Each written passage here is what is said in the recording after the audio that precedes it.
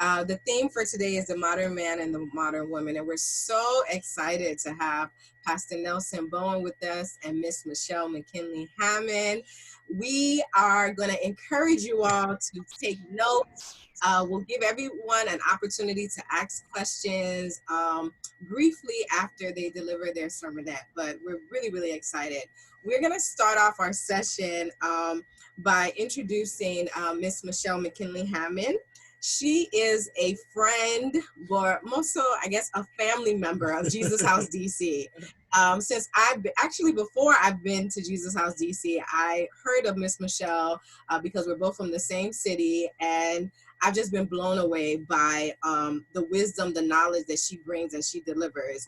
She's currently living in Ghana, and I'm sure she is loving every part of it. She is an author, a songwriter. She's written over 40 books. She has an amazing voice. Now, I can remember when Miss Michelle used to come into the building. Oh, yeah. Before every message, she would go into a song. And that alone was enough for me. So she has an amazing voice. She's done a lot of voiceovers for companies we all know. When she starts speaking, you may recognize her voice from commercials such as Coca-Cola, McDonald's, Ford, General Motors. Her voice takes her so many places. She's currently the president of Michelle McKinney Hammond and Diva Core LLC.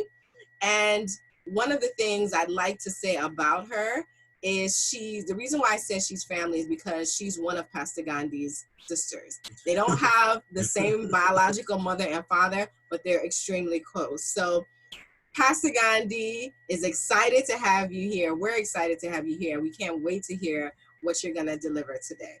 Thank you so much, Ms. McKinney Hammond. All right. Y'all put some hand clap emojis in the chat and welcome. A wave. A wave. Thank you. Well, so interesting because I've been living in Ghana now for about 9 years. And boy, time flies. I can't even believe that it's been that long. But one of the things that I get to do is I have a music ministry here. And it's been really interesting from the standpoint of I'm working with millennials. And that's a whole different mindset, right? So needless to say, when the topic came up, the modern man and the modern woman, I felt like I was all over that.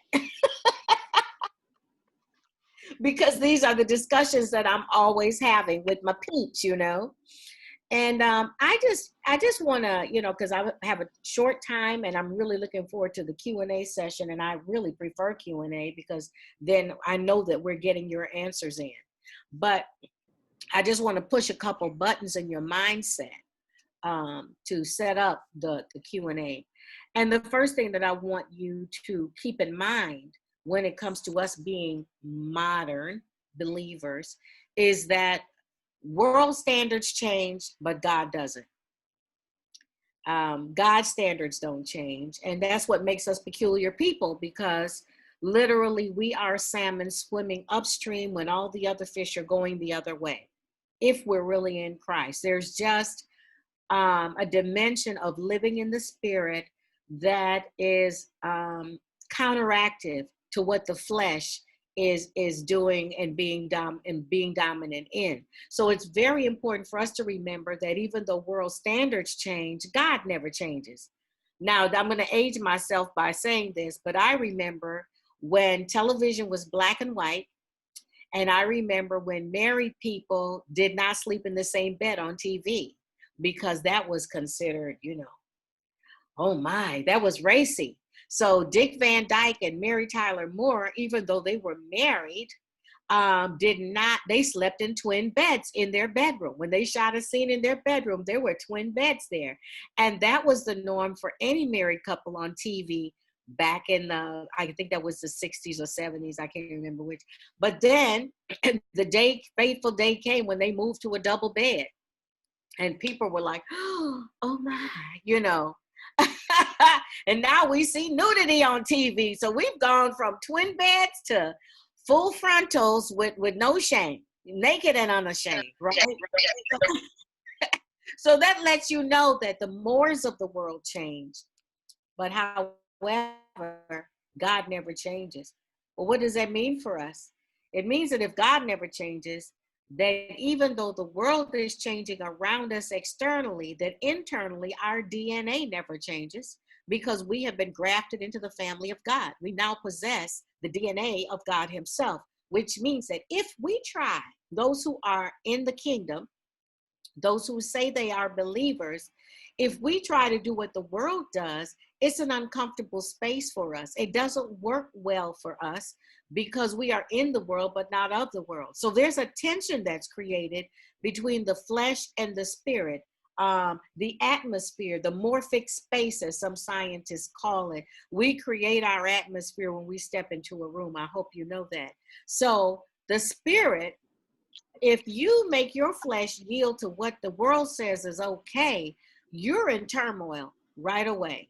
And stuff doesn't work as well for you as for those in the world who don't claim Christ. It seems like, I don't know if you've ever said it to yourself, but it seems like they get away with a lot of stuff that you don't get away with. It just doesn't work for you.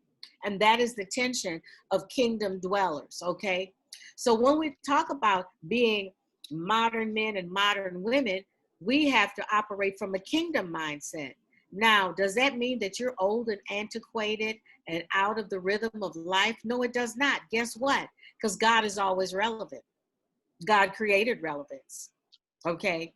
Which is the name of my music group, by the way, so I'll just make a shameless plug right there. But I'm saying all of that to say is that God knew the end from the beginning. He knew when times would shift. He knew when we would go from twin beds to full frontal nudity. And he wired us in a specific way that is geared towards us being whole and happy and fulfilled individuals. That is his aim and purpose in life. He said that he created us to walk and be in his image, which means he wanted us to look like him.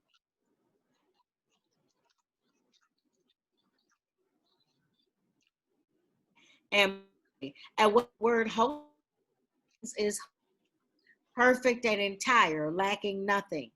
Now that perfection is really a breakdown of maturity. So we look at life through a different lens. We walk from a different viewpoint. We have different standards, but they are still quite relevant. As I always say, if you take the word of God out of a daily discussion about any area of life, the word still makes sense if you take God out of it, because his law is actually universal law. Okay. So what does that mean for us as singles? It means that the choices you make today are going to affect your choice, your tomorrows. It's going to affect generations to come. Every day counts as a single person. Therefore, marriage should not be a goal. Marriage should be an inspiration, which means that you've got a lot of time between finding that wonderful person to settle down with and living a full and fruitful life, a purposeful life. The word of God tells us in Ephesians that it's only in Christ that we find out who we are and what we're really living for. Okay. So now what that means is that life is bigger than the goal and ambition of marriage. In the midst of maturing in Christ, we come to a place where we're no longer desperate, but we are living fruitfully. And when we meet that person that comes into our life, we make a decision. This person makes me a better person, makes life better. I'm inspired to want to spend my life with this person. I always say that if marriage is a goal, what ends up happening, and you know, a lot in our African culture, it's all about getting married. And you're made to feel abnormal if you are not married by, your mid-20s. It's like, what's wrong with you? You're not serious. Perhaps you are serious, right? Because God has a bigger plan for your life. For those of you who live in the States, you know that people there get married a lot later in life because they're very career oriented. They have different priorities. But our priority needs to be coming into the fullness of what God created us to be. In the midst of that, he creates power couples because we're then in position to meet the right partner to strengthen our position in the kingdom in the area of what he wants us to fulfill. That becomes really powerful. We're making investments in eternity, in our relationships. Can everybody make sure they're muted, please? Thank you. In their relationships, emotionally, spiritually, physically, professionally, every area of life is geared towards an eternal mindset, because life doesn't end here. It continues. And the things that you plant, the seeds you plant now, will come to bear in the fullness of time. So now, what I want to say to you is that a whole life attracts whole people that become great potential partners and even friends for you to walk through life with. If we're desperate, desperation diminishes discernment. And that's when the cycle of broken relationships begins. Okay? If you're broken, you're going to attract a broken person because you're going to be looking at life through a broken lens. So that's going to pervert the image of what you see and make it look good, but it's not necessarily so. So it's important for us to work on ourselves, to work on our mindsets, to be whole people that attract whole people into our lives so that we make great decisions moving forward in the areas of partnerships, as well as who we align ourselves with professionally and platonically, okay? So now, I always say that dating for mating is for collecting data. Let me say that again. Dating is not for mating, it's for collecting data. What data are we collecting? We are collecting the fabric, the fit, and the finance, because I like to compare dating to shopping, okay? What is this person made of? Fabric. Are they marriage material? You know, you've got to look at the character of people. You've got to look at the things they say versus the things that they do, and see if those things are aligning themselves. You need to know yourself first so that you can even check this out. So you need to have a list of what your highest beliefs and values are. And everybody can just make a list of 5. What are my 5 most important values when it comes to relationships? I always ask the question, what do you want your relationship to look like versus what you want the person to look like? Because there are a lot of pretty houses with no one home, but you need a house that's got a whole person living in it, right? Because that's the house you're going to live in. So is this person marriage material? What cloth are they cut from? That's when you see their family. That's when you see their friends. You might say, I like them, but I don't like their friends. Well, they're just like their friends when they're not with you, because birds of a feather flock together. So all of these things have to be checked out. So fabric is the first one. Fit is the second one. How do our beliefs and visions and values align? Do I want to be a missionary in Papua New Guinea and this other person wants to be a rock star? Well, those are 2 different belief and value systems going on. We've got fame over here, and we've got service over here. Do they connect? Do they align? A lot of times we try to squeeze people into our mold, think they'll change after we get together. All of these things are things that unravel somewhere along the line because we're not thinking of an eternal investment, okay? What do you want your life to look like? You've got to be willing to ask the hard questions when you meet people, not get so happy that you met somebody finally, but find out if you should be happy by asking the right questions, right? And then I'm going to ask you about finance. How much is this relationship costing you? Is it taking away from your walk with God? Is it making you, double-minded in areas? Is it making you question your self-esteem? Is it destroying other quality relationships that have been in your life? How does your relationship affect you financially? Does it cover your love budget or detract from your love budget? So these are things that you have to ask yourself, even in a modern sphere. When we come to intimacy, well, we go these days, well, what's the big deal? Everybody's doing it. And yet God has told us to stay pure. Why? Because he knows the investment, once again, that's made when we venture into the realm of sexuality and intimacy. We make soul tie connections that are very difficult to break, and it diminishes our discernment once again. So yes, the world may be doing it, but is it right for you?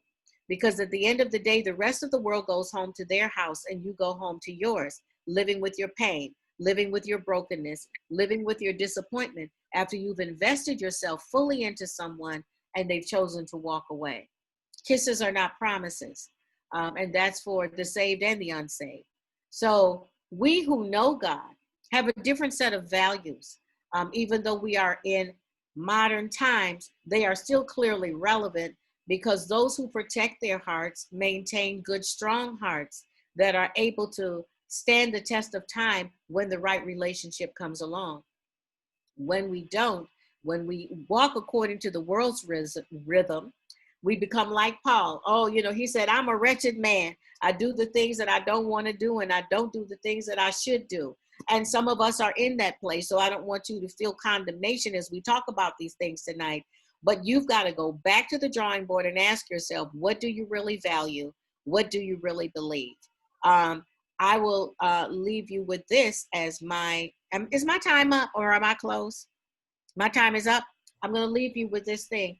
God is the same today, yesterday, and forever. And he who comes to God must believe that he is, and that he is the rewarder of those who diligently seek him. So what does that mean for you as a single modern person? It means that in the middle of times when it seems like the atmosphere and people's decisions around you are going opposite of the life that you've chosen to live, that God is still the rewarder of those who diligently seek him. So as you seek him, he rewards you with the right partner. He rewards you with the rich, fulfilling life. He rewards you with all those desires that he's already placed in your heart as you've surrendered yourself to him. So he is relevant. His stuff is not antiquated. It is there for our protection, to keep us whole, to keep us pure, to keep our hearts safe, and to keep us moving in the right direction so that we have victorious relationships at the end of the day. That's it. Wow. Thank you so much, Ms. Michelle. I'm over here like, wow. We're taking notes. And I have to say, I really miss hearing your voice, because we're used to hearing you on an annual basis, or sometimes more than once a year. So hearing you again just brings back this warm and fuzzy feeling in our heart. You dropped so many nuggets, and I couldn't even write fast enough to, document everything. But I love your comparisons to shopping, because I love to shop. The fabric, the fit, and the finances. I think that's so key. And it makes it easy for at least the ladies and some men who love to shop. It's easy for them to, connect it. So I really love that. You mentioned something, and I think I want you to expand on this a little bit more later. You said we create our atmosphere when we step in the room. So as single people, as people in ministry, as people of God, I just want you to expand on that later when we get to the Q&A part, especially for singles. I also want to encourage everyone, if you have questions, we want you to jot it in the chat room. We won't address it immediately, but we don't want you to forget your questions that you have. So if you have anything on your mind, go ahead and type it in the chat room. We're monitoring it, and we want to be able to address your questions. Like we said earlier, this is going to be a discussion. So we're all going to be talking. The other thing I want to mention is that if you are new to Ignite, or this is your first time being at a JHDC event, please type in your email address in the chat so that we can follow up with you. We have a lot of exciting events happening, and we'll be repeating this throughout the day, but please type your email address in the chat, and we'll follow up with you after today's session. All right. And for informal introductions, I'm going to read the chat real quick, but for informal introductions, I'm PWOW, and this is PM, and we are the pastors of Ignite. We forgot to say that, we're so excited.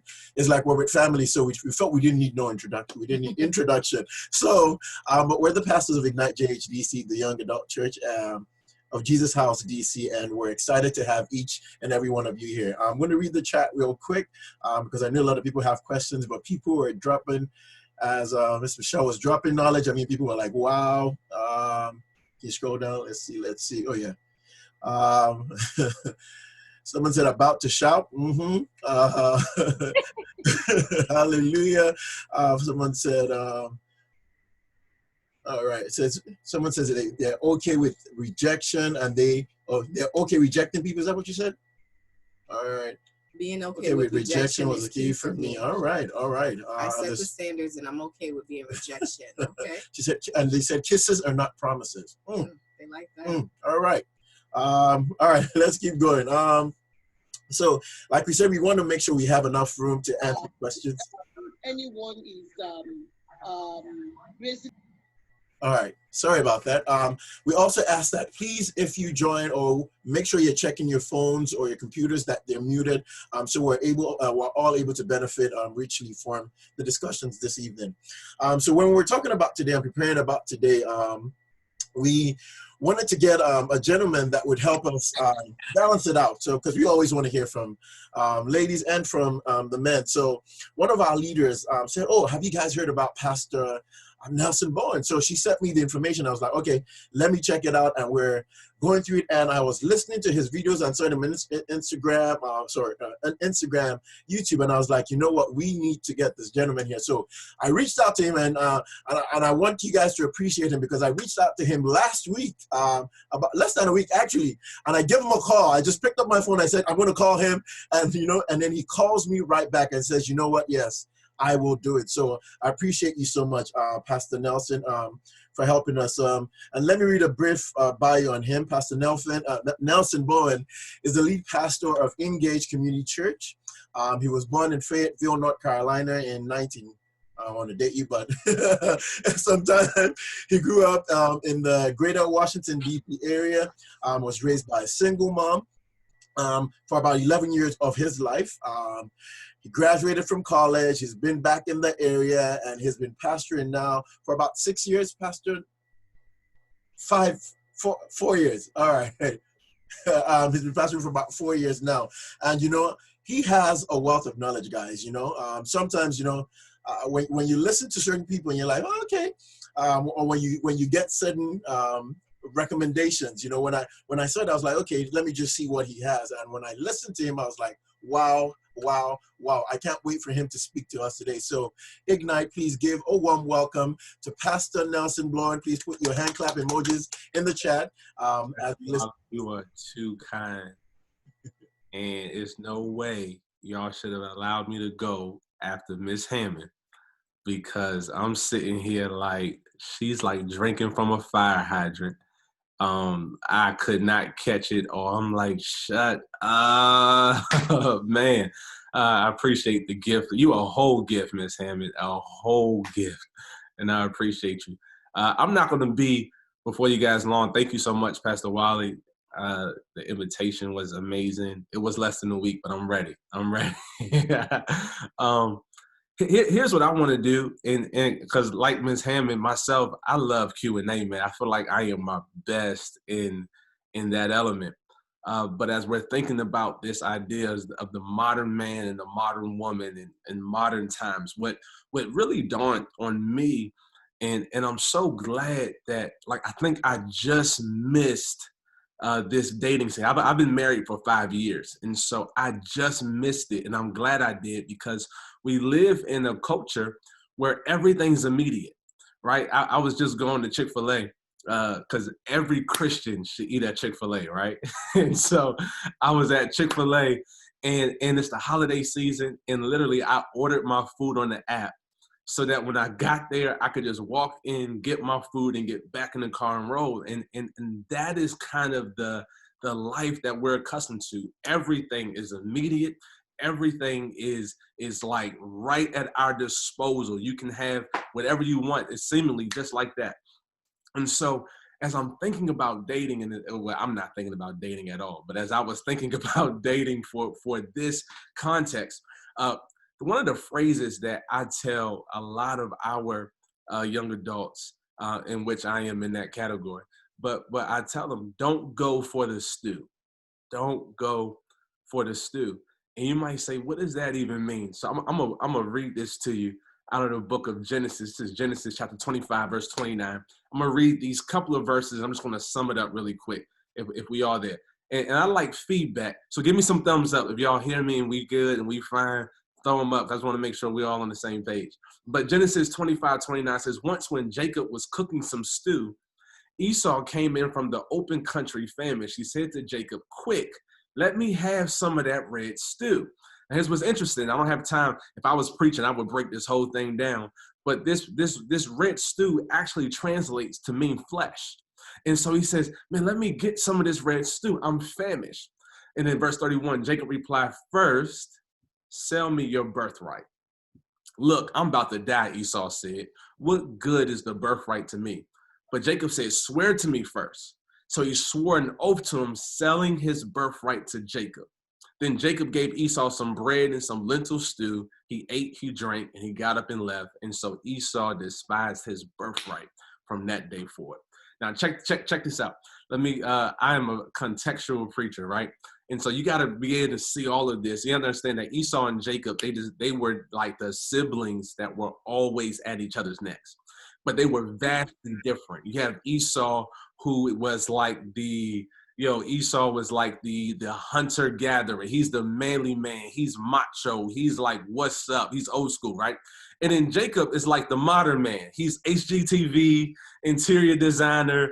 He a lot like myself, right? Like, so listen, for my bachelor trip, they was like, man, let's go out in the woods and sleep. And I'm like, no, let's go to New York, let's shop, something like that. Like that was me. So it's two vastly different people, right? And so, but Esau has been away hunting and depending on what he's hunting, he could have been gone for days, right? And so he's been gone for a minute. And when he comes home, he smells his brother's famous stew, man. And so when he comes in, have any of y'all ever been like so hungry, like to the point of like almost hangry, and you got this meal, and y'all know what hangry is, right? Hungry and angry at the same hangry, right? Like, man, let me tell you something. And so he's already thinking about what he is going to eat. And here's what happens.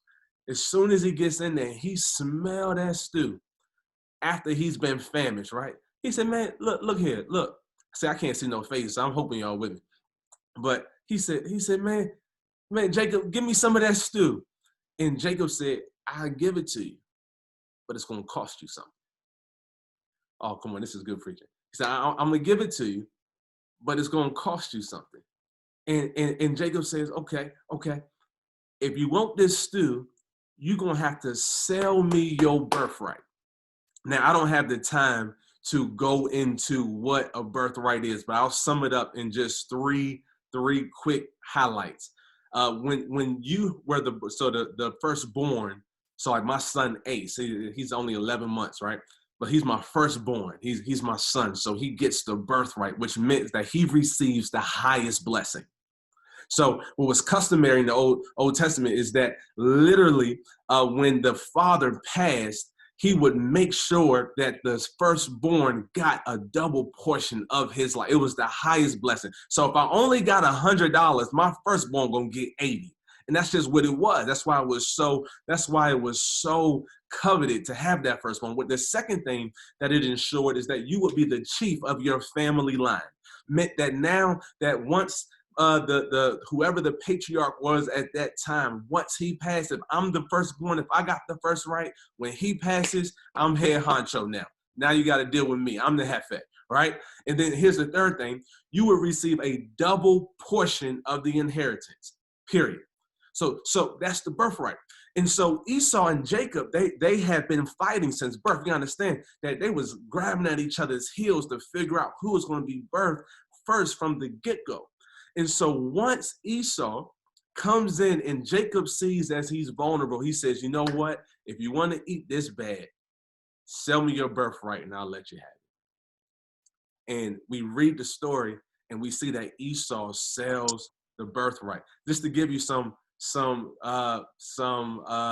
context of how significant this is. We know God as the God of Abraham, Isaac, and what? Jacob. It should have been Esau. But at this moment, he gave that up for a pot of flesh. Now, here we go. Y'all still with me? Thumbs up. I'm getting ready to break this down. Why in the world? Like, we can read this after the fact and say, why would Esau sell his birthright for a pot of flesh, for some stew? Well, it's funny because it tells us right in verse 32 what happens. Esau says, look, I'm about to die. What good is my birthright to me? Now, here's the deal.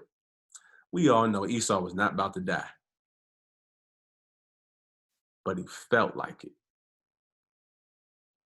And feelings, when experiencing delay, will always lead you down the wrong path. I'm going to say that again.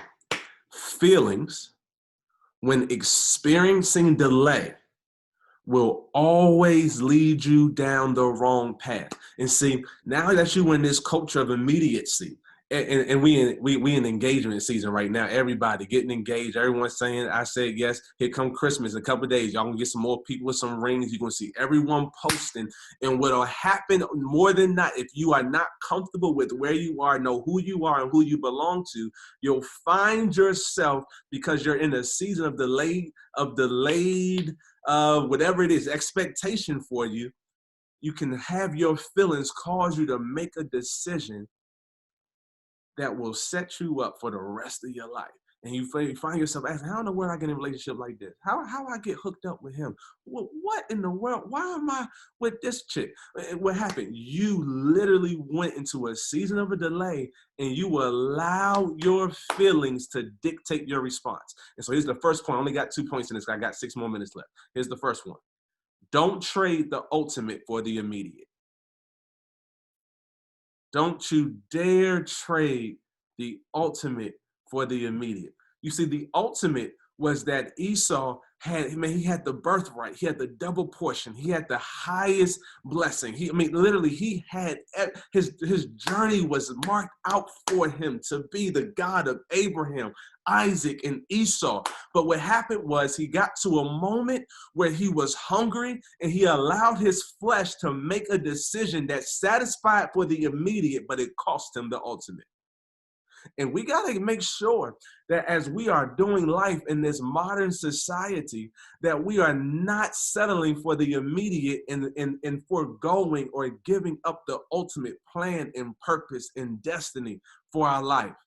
Are you hearing what I'm saying? Yeah? Okay. Why? I'm sure in the immediate, it absolutely felt like Esau made a good decision. In the immediate, man, he got his hunger quenched. Okay, cool, man, I'm good. Maybe I should say it this way. I don't know if y'all still say this. Man, he got his thirst satisfied, because some of us are thirsty to be in a relationship, right? We're thirsty. Come on, sip your tea. I see. You're like you thirsty to be with this guy, be with this girl. You thirsty for a ring. You thirst, and oftentimes what'll happen is we'll immediately settle for who's in front of us. We'll immediately settle for what might feel good. Because all we want to do is be able to post, I said yes. All we want to do is be able to post #relationship goals. And oftentimes, if you are settling for that immediate and it's costing you the ultimate, man, you're going to find yourself in some tough water. And so I try to ask myself, or maybe I wrote down 3 questions you should be asking. Who do you ultimately want to be? I didn't say who you want to be with. I say, who do you ultimately want to be? Who do you want to be? And then you ask, well, what do I ultimately want in a relationship? And then what are you looking for ultimately in a spouse? You got to begin to ask yourself, and here's the deal. You have to know these questions, the answers to these questions before you go on a date. Because if you start trying to answer these questions after a date, you're going to start molding your answers to the person that's sitting across the table from you. And the questions that should have answers before you sit at that table, because, okay, we're gonna get into some of this stuff later. We're going to get into this in the Q&A. Here's my second one, and I'm done, I promise you. I promise you. You got to think past lunch. You got to think past lunch, man. $15 or $20. So we can okay, they've changed it. You know, and you can start for both of you. Okay. Amen. So look, Esau saw that pot of stew and he couldn't think past it.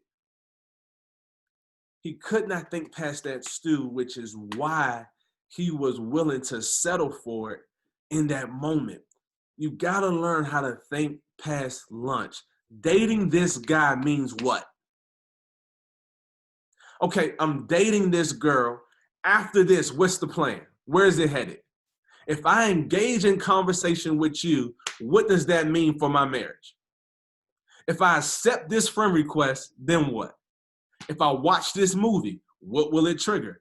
if I read these kind of books, what goes into my mind? Listen, you gotta learn how to think past lunch, because if you're settling just for lunch, okay, I'm done, Pastor Wiley. I'm done. We'll do the Q&A. I'm at 15 minutes, man. Pastor Nelson, I want you to round up because you were in the middle of something. Just go ahead and end it up. We'll give you 2-minute grace period. Just end it because you got people on a cliffhanger. Just wrap it up. I don't even know what I was about to say. I don't even know what I said last. It's okay. But let me do a recap really quickly because you started off by talking about stew. Mm-hmm. My background is heavily based on stew, the things that we eat. My mother is cooking stew right now as we speak. And we're smelling it. So as you were talking, my mouth was watering, and everything just perked up when you said stew. That already just set the tone. So thank you for making it relatable. I think what was so profound about what you said, I've never thought about this. It should have been the God of Abraham, Isaac, and Esau. I've never, it doesn't even sound right because we always hear Abraham, Isaac, and Jacob. And that's what a lot of people don't begin to realize is that in one moment you can hijack your destiny. Wow. That's why you got to approach every moment like it owes you something. Wow. Okay. Feelings when experience delay will always lead you down the right path. The wrong path. The wrong path. I put wrong here and I said right. Look at me, the devil. Yeah. I think that was so key. And I do want you, one of the first things I want you to address when we go into the Q&A is how to regulate your feelings. Oh, absolutely. Because to know this is key, but regulating it is the next step, right? Absolutely. You also talked about, don't trade the ultimate for the immediate. I love that because we're in the microwave age, right? Everything is within 5 minutes. Everything is happening immediately. I love that. And what I want you to repeat the 3 questions because I only got 2. Oh, yeah. Who do you ultimately want to be? What do I ultimately want in a relationship? I didn't catch the last one. And then what do I ultimately want from my spouse? What do I ultimately want from my spouse? And that's a key question because everyone comes to the table with expectations. Well, and if you don't know how to clearly articulate your expectation of your spouse, you are setting yourself up for disappointment. Thank you very much. I can tell you, I'm never going to eat stew again. I'm never going to drink water again the same way because you talked about being thirsty. And the last thing you said that is like implanted in my head is learn to get past lunch. Learn to get past lunch, man. That is so key. Thank you so much. Let's give Pastor Nelson a round of applause. The chat is blowing up. There's so many things. That was so amazing. So many. And I want to add another thing to why you need to know what you want from your spouse. And that's the only way that you'll be able to discern if that person has the capacity to give you what you need. Because if you want a gallon of something, that person is at pint capacity, you're setting yourself up for a lifetime of disappointment. Absolutely. Absolutely. Wow. That was so amazing. Oh my goodness. No, Miss Hammond, don't you even dare. Don't you? That was so good. I'm calling you. You got to do one of the hangouts for me. Oh my God. So good. Miss Hammond, no, you are the whole gift. While we're discussing, Rich. Miss Hammond, I want you to talk about, stepping into the room and creating the atmosphere. Again, I want you all, if you have any question, please feel free to put it in the chat. We're going to be monitoring it. We want this to be a discussion. Also, if you want to ask your question, you can do so, but you must raise your hand. We want this to be done in an orderly manner so that we can hear everybody. So raise your hand if you have a question and we'll call on you. And if you want to know how to raise your hand, there's the 3 dots that says more. How do we do this? Or on your name, it'll have you the option to click more, and then you can raise your hand. So we'll be able to spot you and take your questions. How do we create our atmosphere when we step into the room? It's actually having an awareness of what we carry. I think that for the most part, we have no idea how powerful we are. Have you ever been in a room and everything was going along, and then somebody came in the room and the whole atmosphere shifted, is because that person came in and they didn't have any less energy than you did, but they were more aware of their energy. And so when they came into the room, they released their energy and it just crowded everybody else's space atmospherically. Now, as children of God, we have the Holy Spirit. That is very weighty. It is influential. It is powerful. It is a great influencer. And so it is a matter of what happens is we're so self-conscious that we're not as God-conscious as we need to be about who we are. Let's go back to the garden. God said, come, let us make man in our image. He has not changed his mind since the garden. He's still trying to make us look like him. When we talk about growing into the full stature and maturity of Christ, it is looking like God because God looks like his father. He says, I only say what my father says, I only do what my father does, right? So your mindset has to shift. That's that whole thing I was talking about how we think. Are you buying into the world's way of thinking? Or do you understand the power and the weight that you carry so that when you come into the room, you're the one that shifts mindsets? You're not getting sucked into the atmosphere of what's going on in the room. I mean, literally, when you come in, every other spirit in the room should be so aware of your presence, they stop cussing and start apologizing, don't even know why. Because of what you carry. So it really comes down to really becoming aware of the presence of God inside of you and what that means and the weight that carries and how you carry yourself in your conversation, what you bow to and what you don't bow to. You look at people like Daniel and Shadrach, Meshach, and Abednego.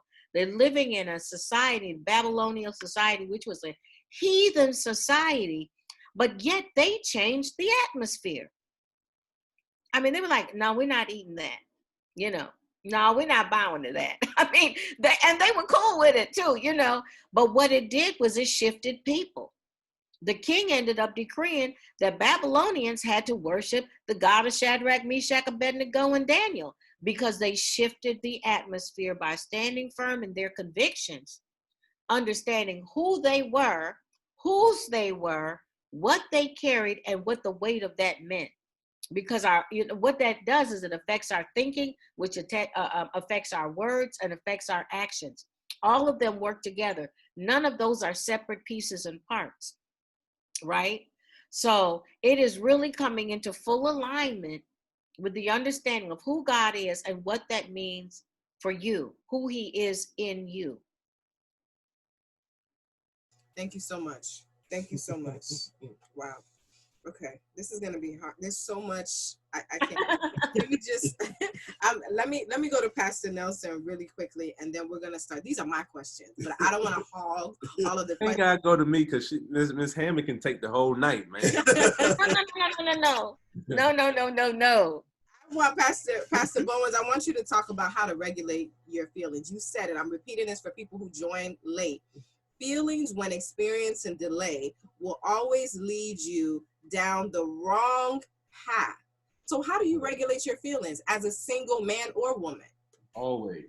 Yeah. I got a message called Don't Settle for the Happy Meal. Pastor Bowens, are you a foodie? He is a foodie. I love him. Chick-fil-A, stew, Happy Meals. Okay. Listen, Okay. because we got to understand that feelings are designed to move you in a certain direction. Mm-hmm. That is the whole purpose of feelings. Consciousness has to be established before a feeling is entered. Yes. And so the reason why I say don't settle for happy meal, here's what I mean by that. When you're hungry, let's just use the same thing, right? So when you're hungry, you can tell me exactly what you want to eat before you get hungry. Because now when you reach the point of hangry, which is what Esau was, hangry is a byproduct of delay.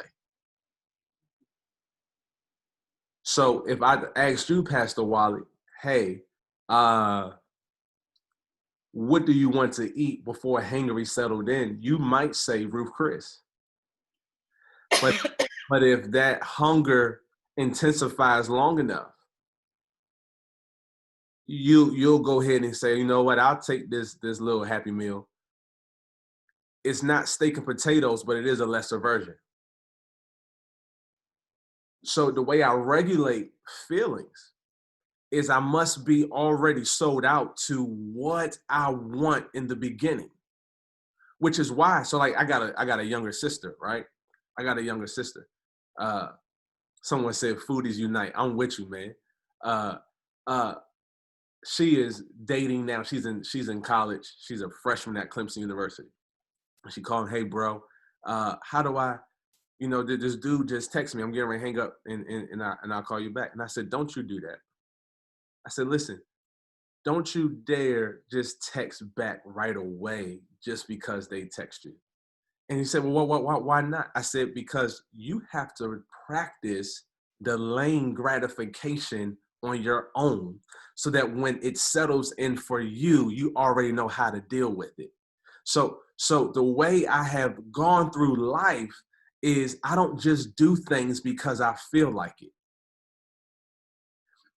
I don't just like, and it's not that it'll be something that's bad. I'm just saying, no, I have to learn how to control this flesh. And so there'll be times where like I want to get up and I'm about to say eat, but y'all gonna start messing with me, right? But it's time like I want to go get a snack. And I'm like, nah, like chill out. You don't have to do that. Or even when I was dating my wife, right? When we were dating, every time she would call me, I wouldn't just pick up right away. And it's not because I was trying to play a game. It was, no, I need to make sure that this is what I really want, not just something that's right in front of me. And I think oftentimes we allow our circumstances to dictate our response when your response is your responsibility, always. And when I can get in the habit of understanding that my response is my responsibility, check this. So then even in the marriage, when things don't go the way I think they should be going, that does not cause me to treat her any different because my response is my responsibility. So it has nothing to do, because look, when I go see Jesus, he ain't gonna ask me, well, did you treat Arshelle the way she treated you? No, she's gonna say, well, what did you do with the wife that you chose? Because your spouse is a product of your intelligent decision. Oh, come on, man, I'm doing too much. I know I'm doing way too much. But feelings are regulated by consciousness. Feelings are fickle. Feelings will lie. The way you feel today is not the way you feel tomorrow. So consciousness has to be established, and then we allow feelings to come, and then we decide, are we going to be swayed by the way that they've given us to us? But consciousness must be therefore, I must be clear. I must have certainty. This is what I want before I allow my feelings to help me make a decision. I don't know if I answered your question, but it sounded good. You answered. You did more than just answering the question. I'm sorry. Excellent. You went all the way there. Your response is your responsibility. That should be on a shirt. Can I? This question came into us prior to this session, and it actually, because both of you all touched on, making the right decisions.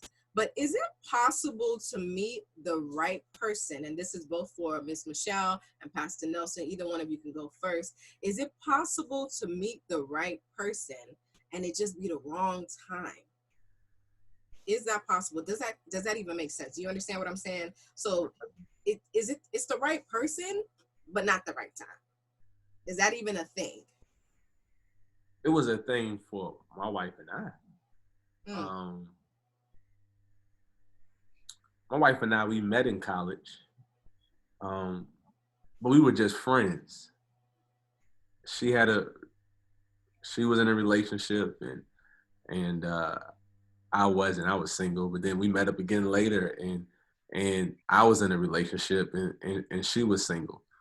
I think what you have to understand for us, and what we understood was like, and then when we resurfaced 3 times, I was just busy. Like I was starting a church or a ministry, I was launching. And so I think what you have to understand, if that's the thing for you, is like, what are you willing to wait for? And is the wait worth it?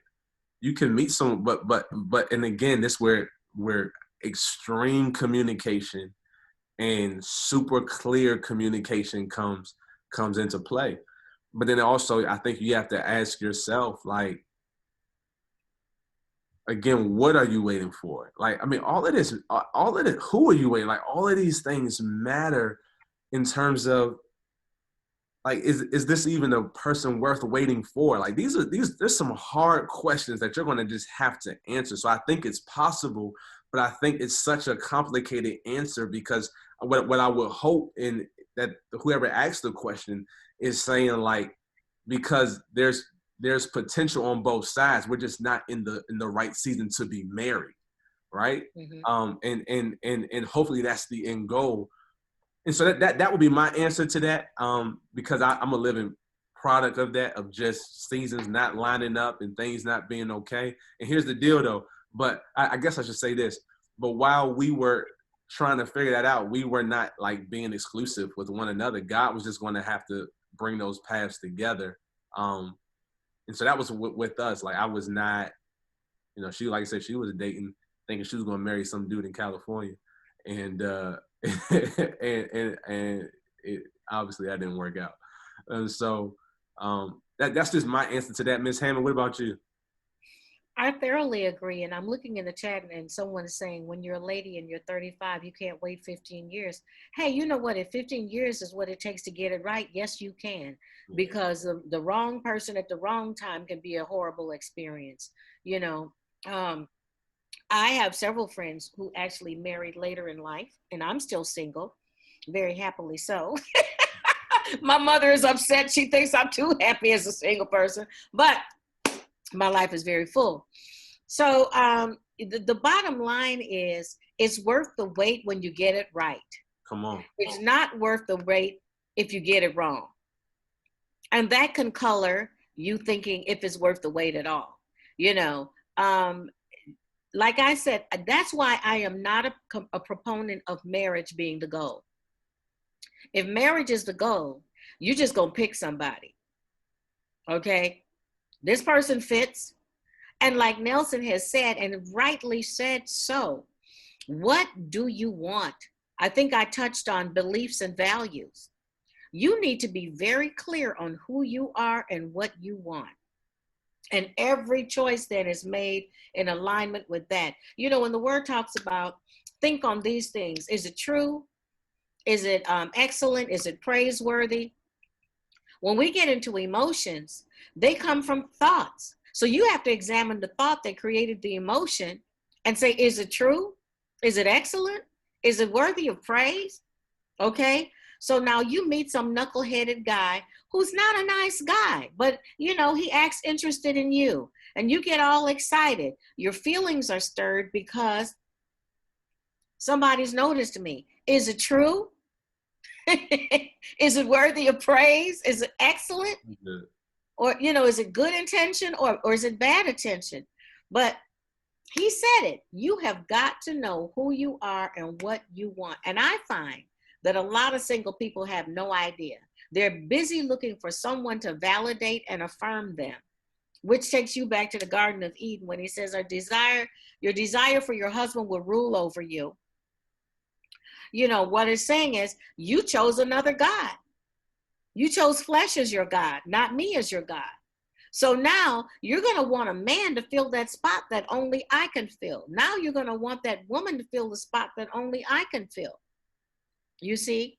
So it's very, very important to get that piece right, because a lot of times we're just floating along, waiting for somebody to come into our lives.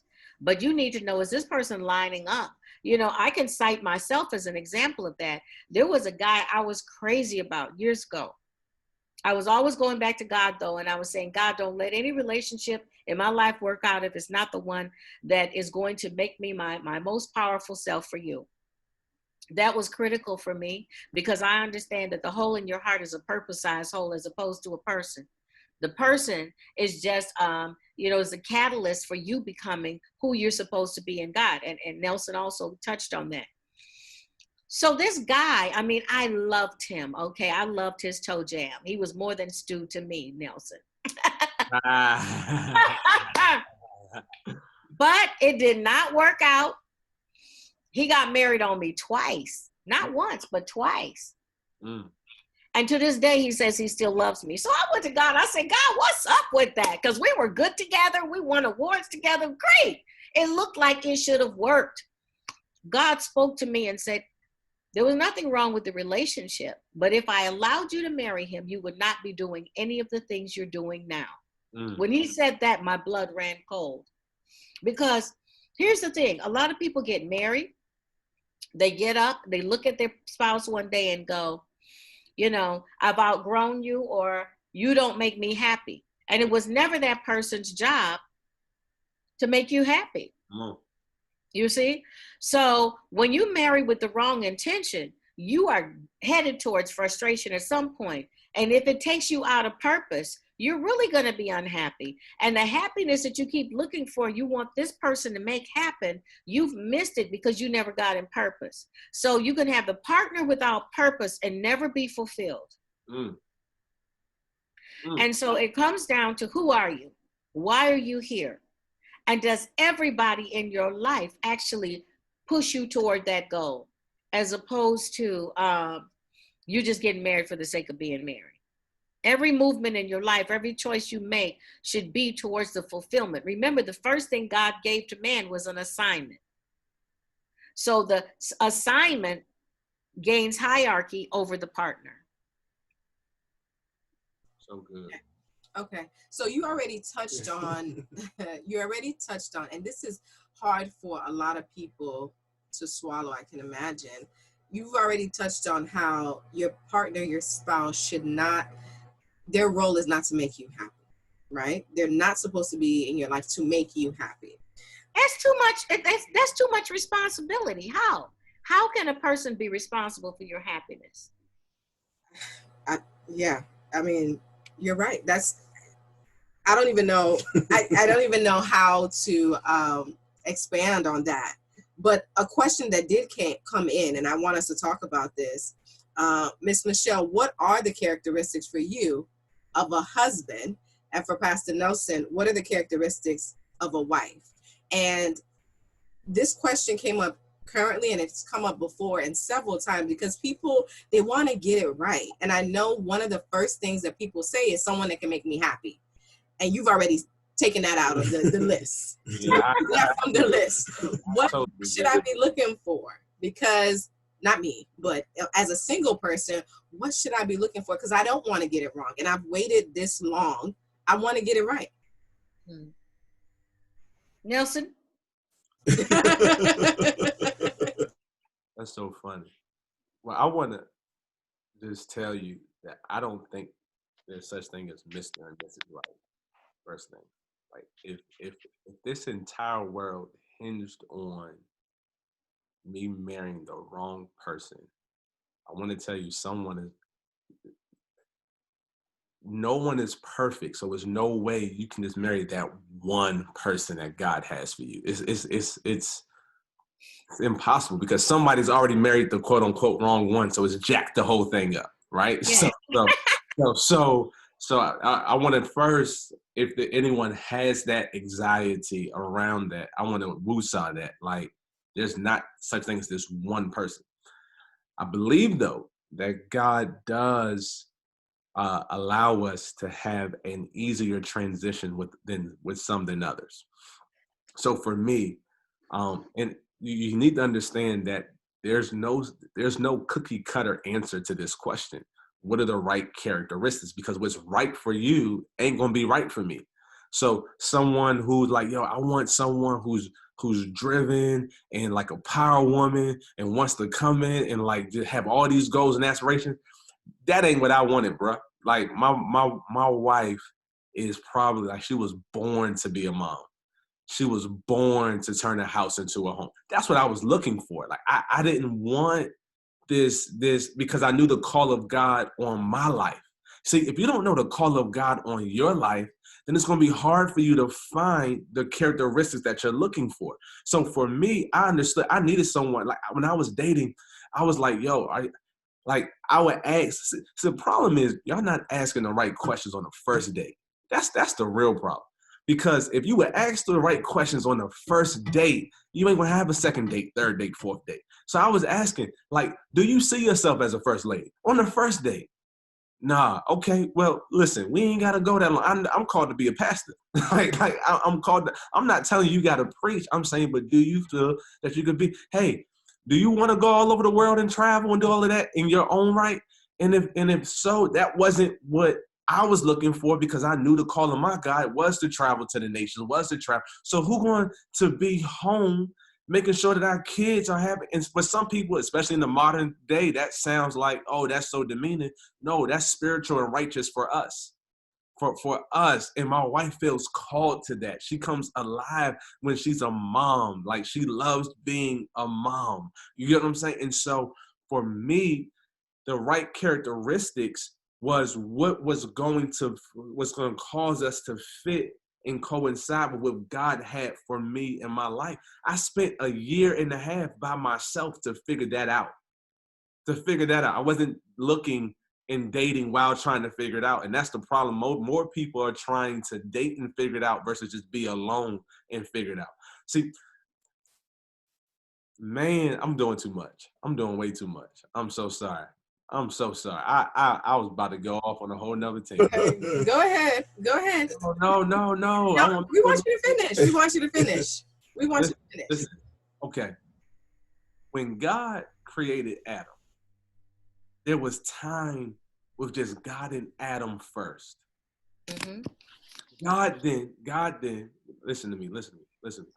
Okay. God then laid Adam down, and he went inside Adam. I need y'all to really hear this and see this. This young adults, right?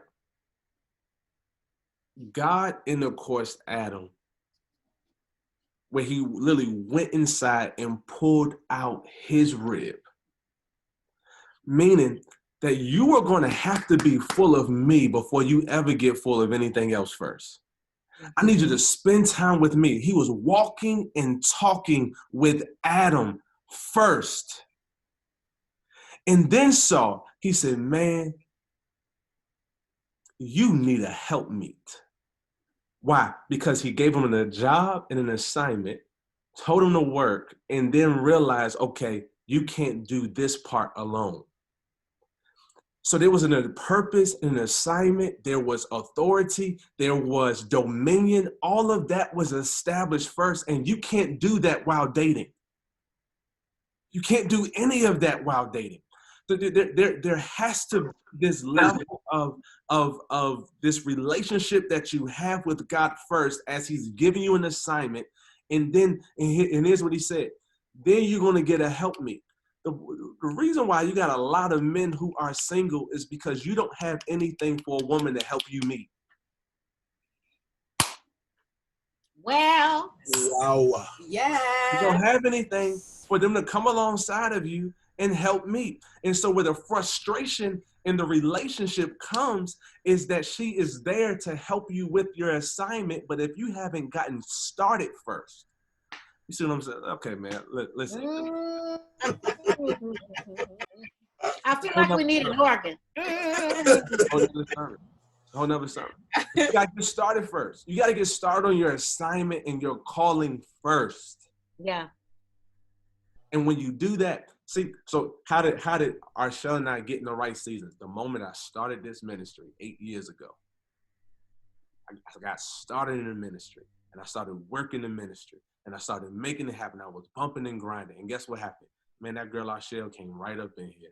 And while I was doing what God had called me to do, this thing started fitting together. Mm-hmm. Because you got to have something for them to help meet first. And Pastor Bowen, I'm just making an assumption that it doesn't have to be becoming a pastor, right? No, you just have to walk in your purpose. Just walk in your purpose, your calling, whatever that is, and sell out to it.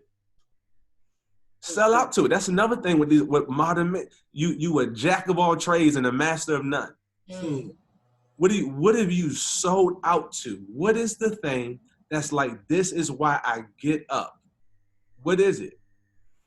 And I'm going to sell out to that thing. If it's a mechanic, man, be the best mechanic that God has created you to be. You know what that woman going to come in? She's going to come in and give you branding and give you a logo and show you how you're supposed to make this thing happen, how to market yourself. That is what they're designed to do. They're going to come in and make that thing so smooth and so easy. But if you're not out there doing nothing, and for the same for females, you can't push a man to work. Mm-hmm. If he ain't working when he met you, listen. Sleep. If he ain't coming to the table with nothing, he coming to eat your stuff. Okay.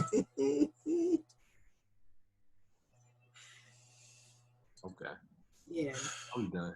I'm my bad. I'm doing way. Come to eat your stuff. I love all of these food analogies. I'm getting hungry. Thank you, Pastor Nelson. Miss Michelle. The husband. Well, he covered a lot of the purpose stuff. So I'm just going to go on from there and say, how can two walk together except they agree? Come on. But what that means is that agreement is not mean being alike. Because if both of you are alike, one of you is unnecessary. So good. So God gives us balance in our relationships. And what that means is you've got to know what your strengths and weaknesses are and how you complement the other person and vice versa. I've heard a lot of women say, well, he's got to be my high priest. Well, your husband is not your high priest. Christ is your high priest, okay? He can't die for you, okay? He can only live for you. So what that means is, yes, you want a godly man, okay? You want someone that really knows Jesus and not his cousin, some folks are saved until they get you. So, and then you're a lonely person because you can wake up in the morning and want to tell them something God told you and they're looking at you like you're crazy, So if that's going back to values and beliefs again, just making sure that you find out how much all that stuff aligns. I am not a person that is that believes that gender rules roles. In my house, when I grew up, my dad was an amazing cook. He cooked just as much as my mother did. And they agreed on what their strengths and weaknesses were amongst themselves and decided who was doing what in the house. So it worked like a team. It was a well-oiled team. Everybody knew what their position was, what their role was. And I think that these are things we don't take the time to find out in relationships anymore. I'm going to say your husband should be your best friend, like Nelson said, and I agree with him. I can't give you specifics on what you should look for because we all have different needs. That guy God told me that I would not be doing what I was doing. He was a very famous choreographer, director. And when we were together, I spent all my time helping him with his projects. And I never did any of the things that were on my heart to do. Right? And when I finally told him that, God told me that I wouldn't be doing any of the things I'm doing if I had ended up with you. And he said, that's not true.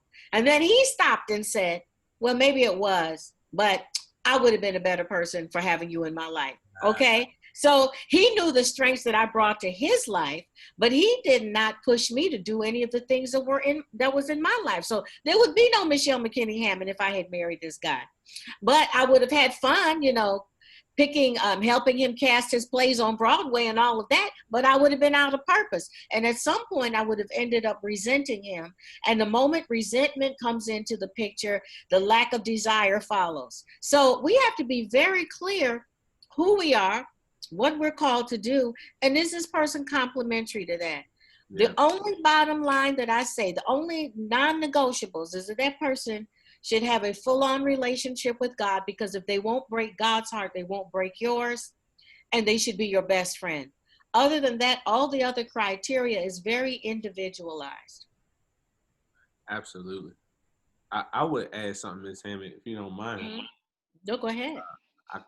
The way I talk to my sister, and a lot of other young ladies in our church, I would add, for a woman, one of the characteristics you need to be looking for in a husband is, can he hear from God?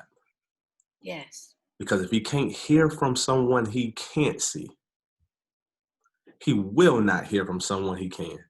Mm-hmm. And if Very. he's directing your life, you're saying, hey man, I'm submitting, and submit one to another, right? But if I'm going to be submitting myself to this marriage, I need to know, can you hear from God? You That's very know true. that on a shadow of a doubt. And the second thing I would say is, you better not marry anybody, man or woman, without seeing them angry first. Mm-hmm. I need to know how you respond when you get angry. Why You like not? to Why hit? not? Why not? He's never been angry. He's always happy. He is always just full of grace and joy. Who is? This man that I'm dating, that someone is dating. Why do I have to wait till he gets angry? Because I need to know, do you hit things? Do you throw things? Do you shut down? What do you do when you get angry? Mm-hmm. Because once I'm in it, ain't no getting out of it. It's still death do us part. And so you better make them angry. You better figure it out.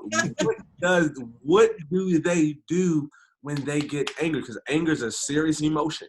It is a serious emotion, and oftentimes, what anger does, even with psychology, what anger hijacks the brain. It hijacks it, and so you will do things in anger without thinking. It's how you get people killed. I don't know what happened. I got a rage and I killed. Like literally, it will hijack the brain. And so I need to know, when you angry, who are you? Who are you? I need to see you mad. And I think personal. I like that point, because everyone gets upset. Everyone. Yeah. So if he or she is not showing you when they are upset, they're hiding something. They're hiding something. Reason behind that. Thank you very much. We got a good question that I really want us to dive into, and I want to encourage everyone, please use this chat. If you have any questions, we are monitoring it, and we will get to your question. Yes. And then before you ask the question, I know people are asking for your social media handles. Pastor Nelson, Miss Michelle. Nelson Bowen. It's my first and last name, Nelson Bowen. Nelson Bowen. And that's on all handles, Instagram, Twitter. I don't have Twitter. Okay. So I got Instagram, Nelson Bowen. And TikTok? No. I ain't got no TikTok yet. I'm just kidding. Okay. And Miss Michelle, your handle? On Instagram and Twitter, it's at McKinney Hammond. On Facebook and YouTube, it's Michelle McKinney Hammond. Thank you. As a woman, how do you balance helping the man with his purpose versus pursuing the purpose God has put in your heart to do? Now, I definitely want both of you to answer this from different perspectives. So let me repeat the question. As a woman, how do you balance helping the man with his purpose versus pursuing the purpose God has put on my life to do? My purpose. Well, I'm just going to say that God is not the author of confusion. When people tell me my husband is keeping me from the call of God on my life, I kind of go, really? I think that there's a balance. I think that life is seasonal as well as complementary when it comes to relationships. There are seasons for one person pushing the other one up the mountain, and then it might switch, That's why I don't believe all first ladies need to run the women's ministry at church. I find that a lot of first ladies make the mistake of not ministering to the first man so that he can be the best first man that he should be to his congregation, so that you are now modeling what the kingdom of God looks like. They end up spending a lot of time battling over position. Well, they've got their ministry and those two ministries become, compared, and it's crazy. When God set this thing out, he really meant for it to be complementary. And I just re-released my book, The Power of Being a Woman, because I felt it was an important conversation at this time, because I think that sometimes our ego makes us mistake influence with getting credit for things. If a woman understands her power, that man might not need that much of your help in doing what he's doing if he's rooted and grounded in it, but your influence becomes important. Take a case of like Pilate trying to decide if he's going to be responsible for crucifying Jesus or not. His wife says, I had a dream, don't touch it. I mean, that took 5 minutes, okay? But her track record with Pilate had to be pretty weighty for him to listen to what she said. I believe that more deals get cut on pillows than in boardrooms. Come on. Okay. So if a woman understands the power of her influence, she'll never be upset about the man's authority, because she'll understand that influence is actually weightier and more powerful than authority. If you think about it, God has ultimate authority and everybody doesn't obey him. Why? Because our hearts influence us to sin. So the power of the woman in balancing, helping a man with his purpose is to be a team player, to be a cheerleader, to be, one that sets the atmosphere for his victory. It might not be anything more than that. But what you need to do during the dating process is see if he recognizes and celebrates the gifts in you and releases you to do those things. And if he's saying why you got to do that in the dating stage, and when you get married, you can forget about it. So you've got to look for someone that's able to celebrate who you are and encourage you in what you do, so that you both blossom together and make each other look good. So That's good. it. So good. My wife, she says often, don't underestimate the power of pillow talk. Yeah. And I can't tell you how many decisions have been made at 1 a.m. But I'll say this, when I pray with God, about once a week, if I'm behaving and acting accordingly, I approach God on behalf, not Arshel, that's my wife's name, not on behalf as Arshel's husband, but I'm saying I go to God on behalf of his daughter. And I think that we have to understand, and we have to begin to realize that there's yes, she's my wife, but this is also your daughter. And so I'm listening on behalf of God.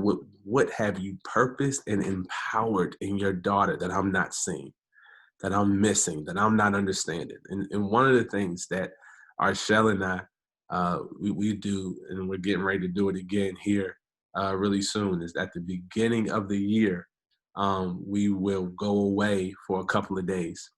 And we just write out the vision. What's the vision? What are you hoping to accomplish? What are you trying to do? And so it's one of the things I'll tell you, and it's simple stuff. Like my wife, man, she is she's simply profound. That's what I'll call her. And even when we got married, I said, listen, there is no pressure on you at all to be a first. Matter of fact, they don't even call her first lady; they call her Lady B. And that girl would be out in the hallways, chilling, hanging out. Like I said, listen, there's no pressure on you at all. My wife loves coffee shops. We're in the process of building a church. And my gift to her was Shell's Cafe. That girl loved coffee shops, man. That's her thing. And I said, man, listen, this is your area. You always wanted a coffee shop. Here it is. And then tell her, go look over here. Go look at this place and get on Pinterest. And we're going to make this thing the exact way that you want it. That's what she's always wanted in her life, was a coffee shop. And then I said, and she don't even know. And then we getting ready to go make Shell's Coffee at LLC. And I said, this is going to be the blueprint, and we're going to put this thing all over everywhere we got a chance. And so it's your job as a husband. I told her, when you marry me, you say yes to all your dreams coming true, period. And so now it's my job to make that happen. That is my job. And so even in the midst of my hustle and bustle, I have purpose, because it stays in front of me. It's on calendar. It's like your dreams will not get lost. But by you saying yes to raising my hand, your hand has to get raised. It's impossible that it doesn't. And so if you're in a relationship where you're raising the hand and your hand isn't being raised, then something is going wrong, because it takes no effort for your hand to be raised when you try to raise mine. And my job is to make your dream effortless. That's my job. That's my job. And so that's kind of what we do. That's our flow. And so but again, that comes down to, who are you marrying? Like, you got to know that, man. Ask the tough questions. Figure out what these people are. Are they selfish? You know, are they self-centered? Are they only about their own dream? If I told my wife I couldn't see Engaged without her before we got married. I said, yo, I can't see this thing without you. And so now that it's here and we're seemingly walking into what God is having us, I've endeavored to keep her at the center of this thing, outside of Jesus, of course. I love that. I love that. And you said when you pray with God. Yeah. I like that. You pray with God, Yeah. not to God. No, I pray with them. That's my man. Listen. Your relationship with God has to mature to the place where you are with each other. Mm. When you're with each other. Not listen, he's giving you access to approach him boldly. So when I come in my meeting place, I'm like, what's up? Hey. Like, that's like we talking, man. It's a conversation. We hanging. And I've discovered that if you set a meeting time, God will never be late. Hello. He'll never be late. If you say, God, we meet tomorrow at 3:00, he already there. I love that. My husband always says God is sometimes early, never late, and always on time. Come on. He ain't never late. I love it. I love it. Both of you all have been in failed relationships before, because you've mentioned it already. This person wants to know, how do you keep the faith that you will find your life partner after failed relationships? So they've been in a relationship before, it didn't work out, they're struggling. How do you keep the faith? Well, your faith should never be in a relationship. Mm-hmm. Say that again. Your faith should never be in a relationship. Listen, my faith not even in our shell. I love that chick with everything in me too. That's my shorty, man. I'm telling you. But my faith ain't in her. Because she's human. Mm-hmm. And in 5 years, we've let each other down. But God, listen, you got to know that if God is sovereign and if God is in control, then one relationship does not have the power to derail his purpose. And you got to know that. Like, you got to be sold out to God's sovereignty more than your failure in a relationship. And so you probably need to take your power out of your own decision making and place that in God's sovereignty. Like, listen, okay, this didn't work. I'm disappointed, yes. And you got to allow your emotions. See, frustration sets in when emotions get stuck. All emotions have a beginning, a middle, and an end. And what I found is that most people get to frustration and resentment when they have not allowed an emotion to go all the way through. And so you got to allow your emotions to go through the entire process of, acknowledgement. Man, that hurt. Cry. Yes, let it go. You will literally feel better after it. Man, speak, find someone trusted and say, yo, I wish that would have worked out. I wanted that to happen. And it did. Process that whole thing and be done with it. And then say, okay, God, I trust you. And if you're a woman, stop looking. Okay. Yeah, I would just add to that. I think I ended with this scripture. When you come to God, you have to believe that he is, and that he is the rewarder of those who diligently seek him, not a relationship. I have had, before I got saved, the catalyst for me getting saved was the death of a boyfriend. So I learned that very early that tomorrow is not promised with anyone. So I can't put all my eggs or the pieces of my heart in a person. The only person that I can do that with is God, who reigns eternal. He's not going anywhere. For every failed relationship, God was there before they showed up. He'll still be there after they're gone. So what I do with failed relationships is ask myself, what is my takeaway? What did I learn about myself? What do I learn about relationships? What do I learn about God? And what do I learn moving forward? I look at it as an opportunity to be my better self for the right thing. What that does is it begins to grow you in wisdom. And I believe that it's not necessarily like Nelson said that, there's one person for you, but God knows who's best for you. Absolutely. And if you've truly surrendered to him, he will not allow any relationship to work until you get to the right one. So when that relationship fails, get ready for your next. I think that we spend a lot of time beating ourselves up and pinning our validation and sense of affirmation on someone else's rejection. They might just not have been ready for primetime TV. That's all. Sometimes they're just not ready for you. They're not ready for all that you are. And that's on them. It's not on you. So you've got to find out what that is. Or maybe there's something that you need to work on. Maybe you need anger management, and that one person is your wake-up call. Pain is your friend. It reveals what hasn't been dealt with or what hasn't been surrendered. Come on, that's so good. So you should always, pain will let you know something's wrong, okay? Period. Why do you go to the doctor? Pain. And if it's not evident what's going on with you, he does an x-ray. And if that doesn't find it, MRI. They'll go to, So there are layers to this thing, and the Holy Spirit will become your MRI and show you the thing that is not evident to you through pain, if you're open. So don't take a failed relationship as the nail in the coffin. Look at it as an opportunity to be your better self, to get ready for the better person. So good.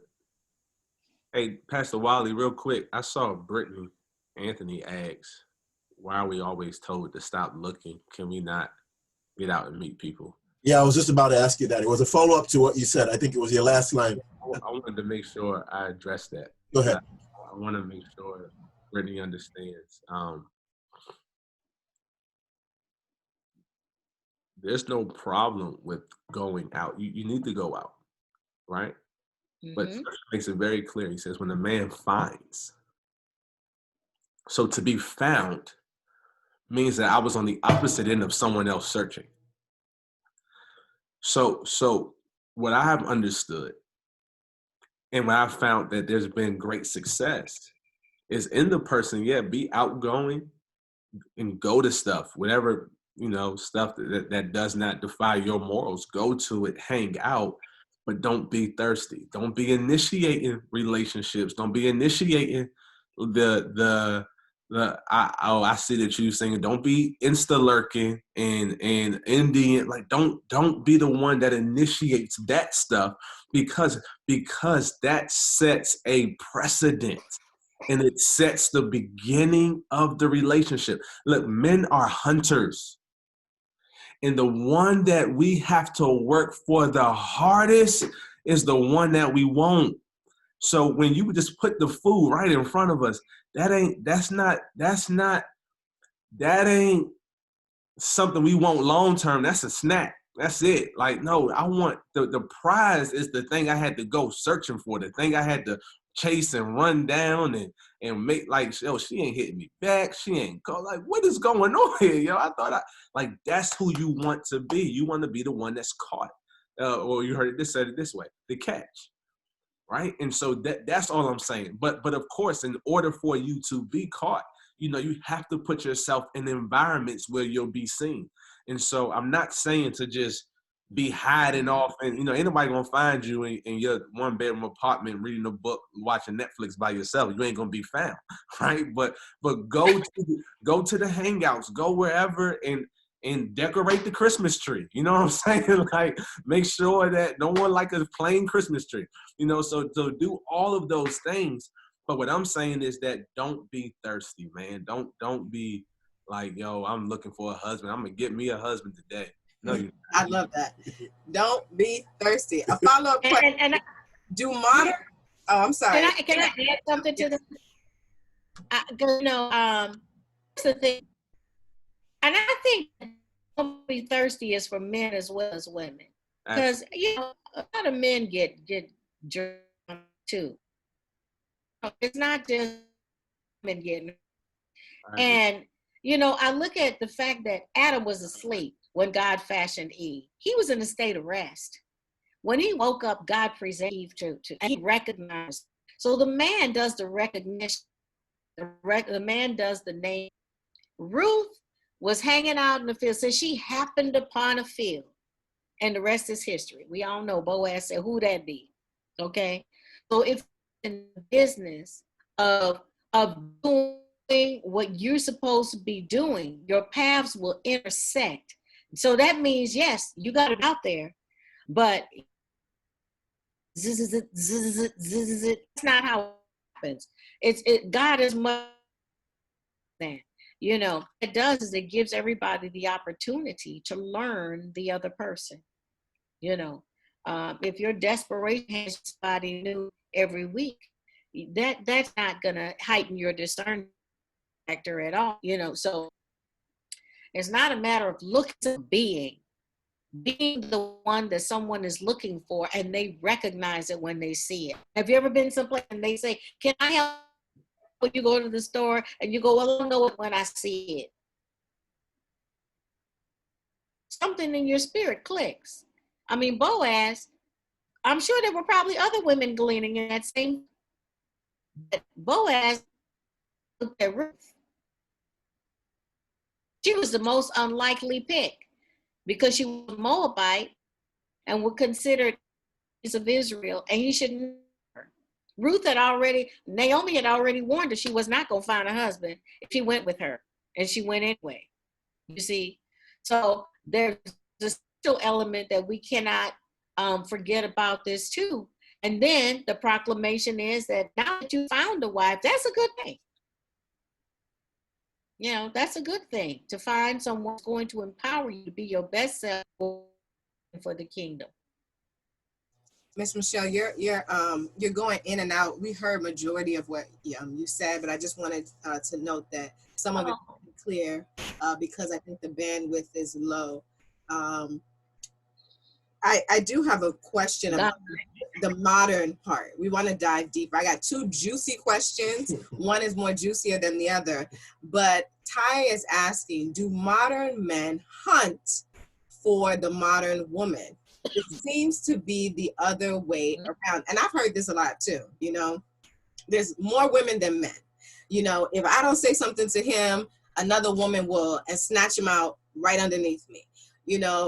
Is this realistic in our modern society that modern men hunt for modern women?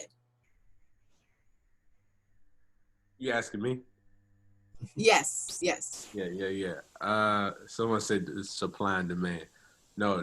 Listen, I think I want to make sure I'm watching my words. I believe that there is. So I've heard it said even in our church, man, there's a shortage of good men. Like that's what I've heard it said. Like there's just a shortage of good men. Everyone out here, they da. Okay. And they say, so look, some men of 2021 to be pursued. Listen, I think it comes down to, again, who you looking for.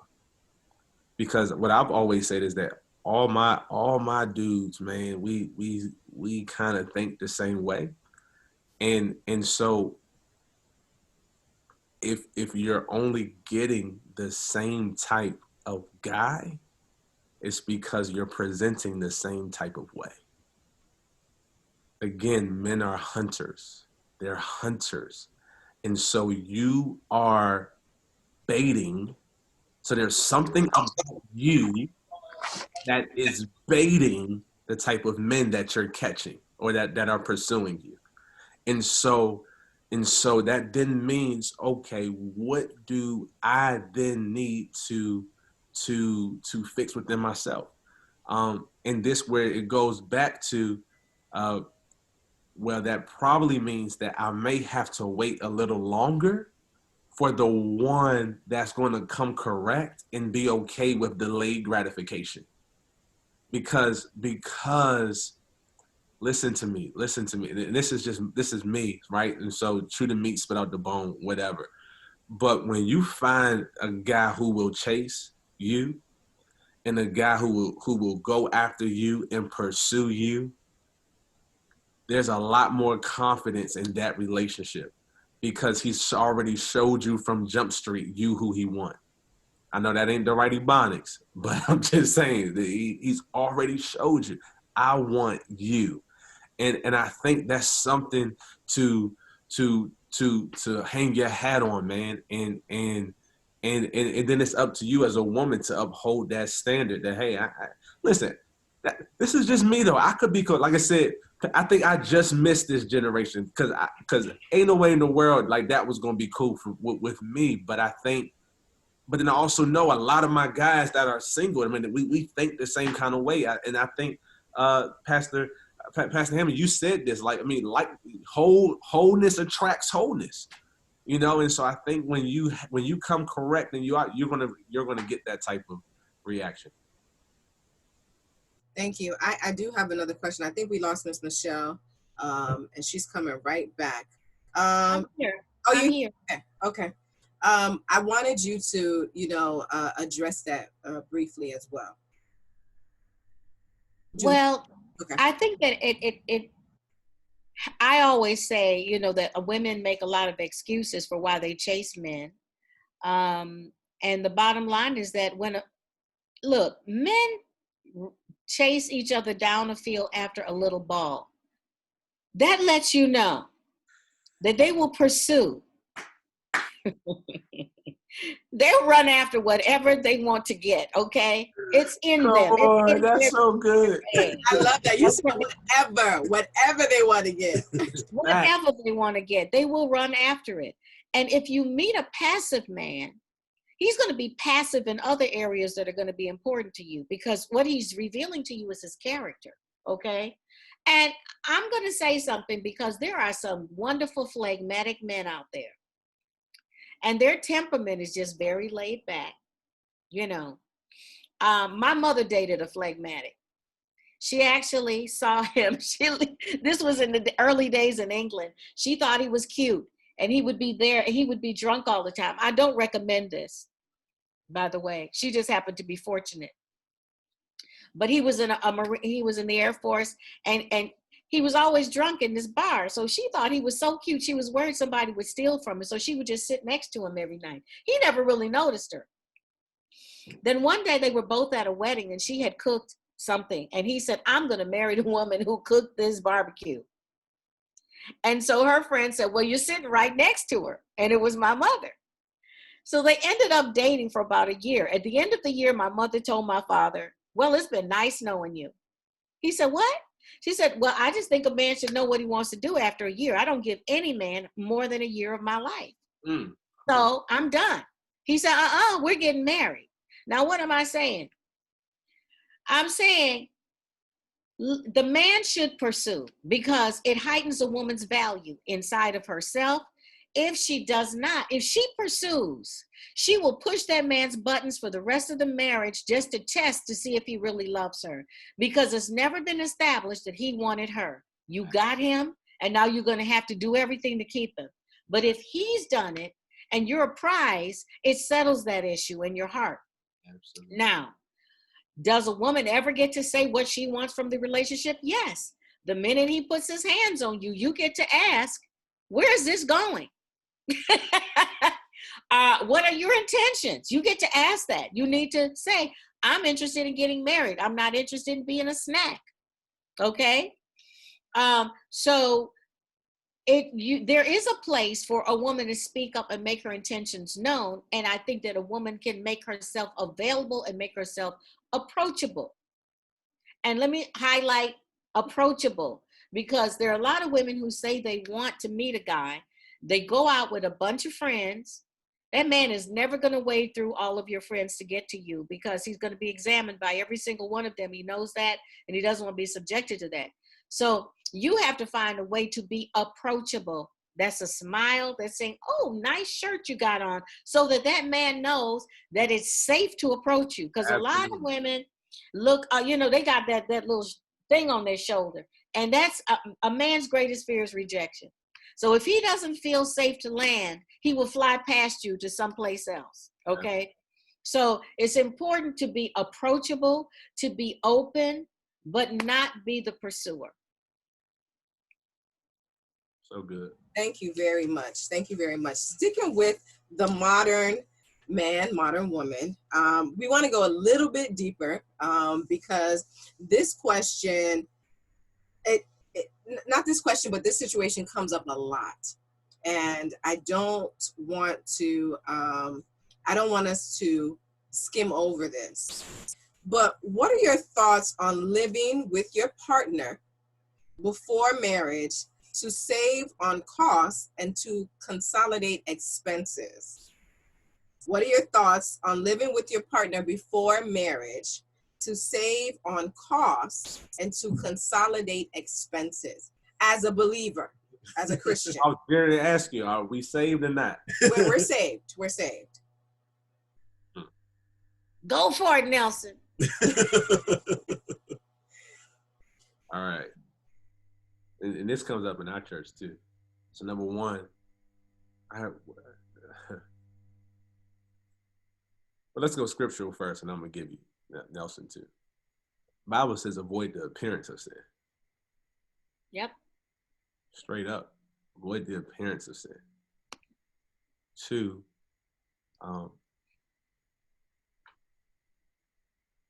I just truly believe there's no way in the world that you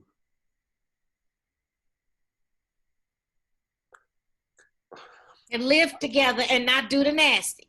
Well, that too, but the right thing at the right thing at the wrong time is the wrong thing. The right thing at the wrong time is the wrong thing. Mm-hmm. And there's no way in the world, in my opinion, that you are going to get God's best when you are prematurely doing things that God has not quite even ordained. And then even if we're talking about this, like there's so many other ways to save money. Move back at home, move in with a friend, rent out a room. And if the goal is marriage, then that process ain't that long to begin with. Mm-hmm. So I have found that is an excuse to meet your own passions and desires. Yeah. And that is not, and we like to hide that in what, I just want to test drive the car before I buy it. No, I don't work that way, bro. Mm-hmm. It don't work that way. And so I've gotten to the point, and I've gotten to the place where when it comes to this answer, and I get it quite a bit because my church is full of millennials. Listen, you either gonna no ring, no thing. You know what I'm saying? You either gonna put a ring on it, and you gonna be for real, or you gonna stop playing. And then even, and I told one like I said, listen, if you already in the house, if you already cooking, if you already cleaning, what incentive have you given him to marry you in the first place if he already got the milk without the cow? What are we doing here? And so I think we got to get to a place, and we got to get to a point where we have stopped this passive, like just trying to, okay, here you go, Pastor Wally. You ready for this? Holy Spirit just gave me this. You cannot witness to who you secretly want to be like. You can't save who you secretly want to be. And so you're going to have to choose not to look like the world if you want to witness to it. So what are we doing here, man? Like there has to be a standard that you're willing to set and say, listen, I know we live in the DMV and prices are high and things are crazy, and one bedroom is like $2,000 a month. But are we going to be righteous? Or are we going to be right? And the two are not always the same. Right and righteous are not always the same. We know it's wrong, but are there benefits of living together? There are no Tell them again, no ring, no thing. Now that question then, cool John. We know it's wrong, but are there benefits? Cool John. Cool John. The mere fact that we put a but lets us know that the benefit is not beneficial. Mm-hmm. Listen. Again, the immediate for the ultimate. The immediate for the ultimate. He said, I'm okay, I'm listening. I love that, John. I love that. Listen, John. What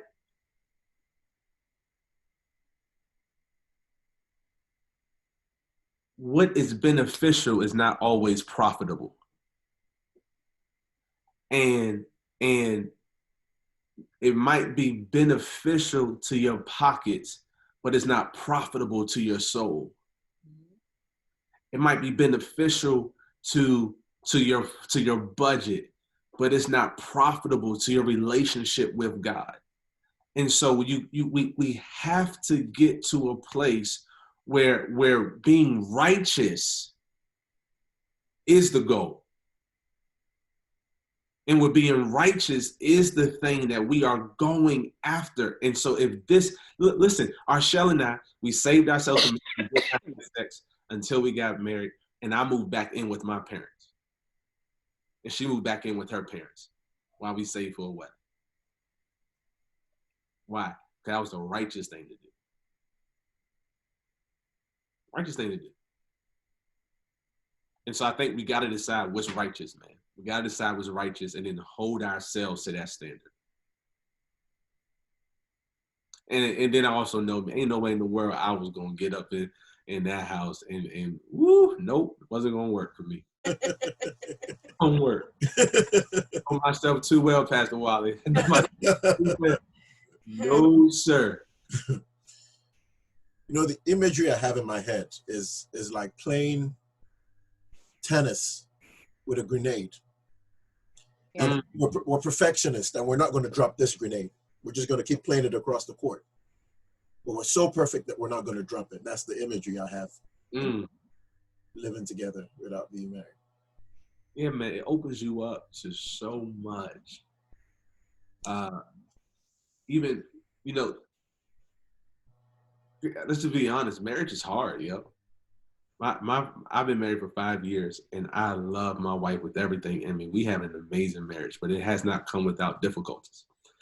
And one of the things that because it's work, and in the moment you take a day off, it's gonna be the worst day on the job, right? But the thing that I've found, and maybe Pastor Wilder, you can even you can speak to this, but there were certain things I did not find out about my wife until I got married.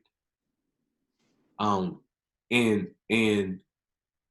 when I was asking God about that, I felt like he was saying, when you removed that veil, when you lifted that veil up, I was exposing her to you and you to her.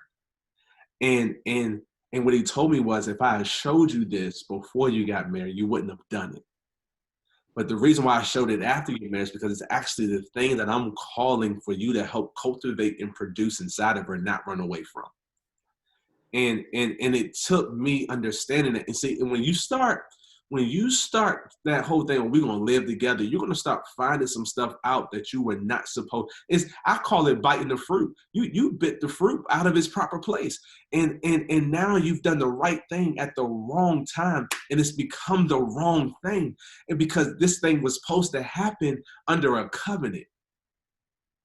See, a marriage isn't a contract, it's a covenant, because a contract says I'm supposed to uphold my end of the bargain or I can break it. A covenant is much deeper than that. There's blood. See, that's even with this sex, with this hymen and breaking and creating this covenant, not a contract. Not a contract that says we are united as one, only death can do us part. It's the reason why, and I didn't do this, but there's a reason why the pastor says you may now kiss the bride. as to say, well, what was you doing before? And I didn't even uphold that end. But let me tell you, there's so many biblical spiritual principles to this thing. Marriage is not. It is a holy vow before God, man. And so when you start doing some of the things that married people do without the covenant and the contract, the covenant and the grace that he has established, man, you are hijacking this whole system, and you are starting at a deficit from the beginning and not experiencing the grace that God has for you. That's so true. And I think one of the things that's important is when you hold on to God's word before you go into marriage and you do what he's asked you to do. When you do get into marriage and you face those trials and those things that are not working out well, you can go back and remind God, listen, I kept this. I held on to this. I did what you asked me to do. God, we're struggling right now.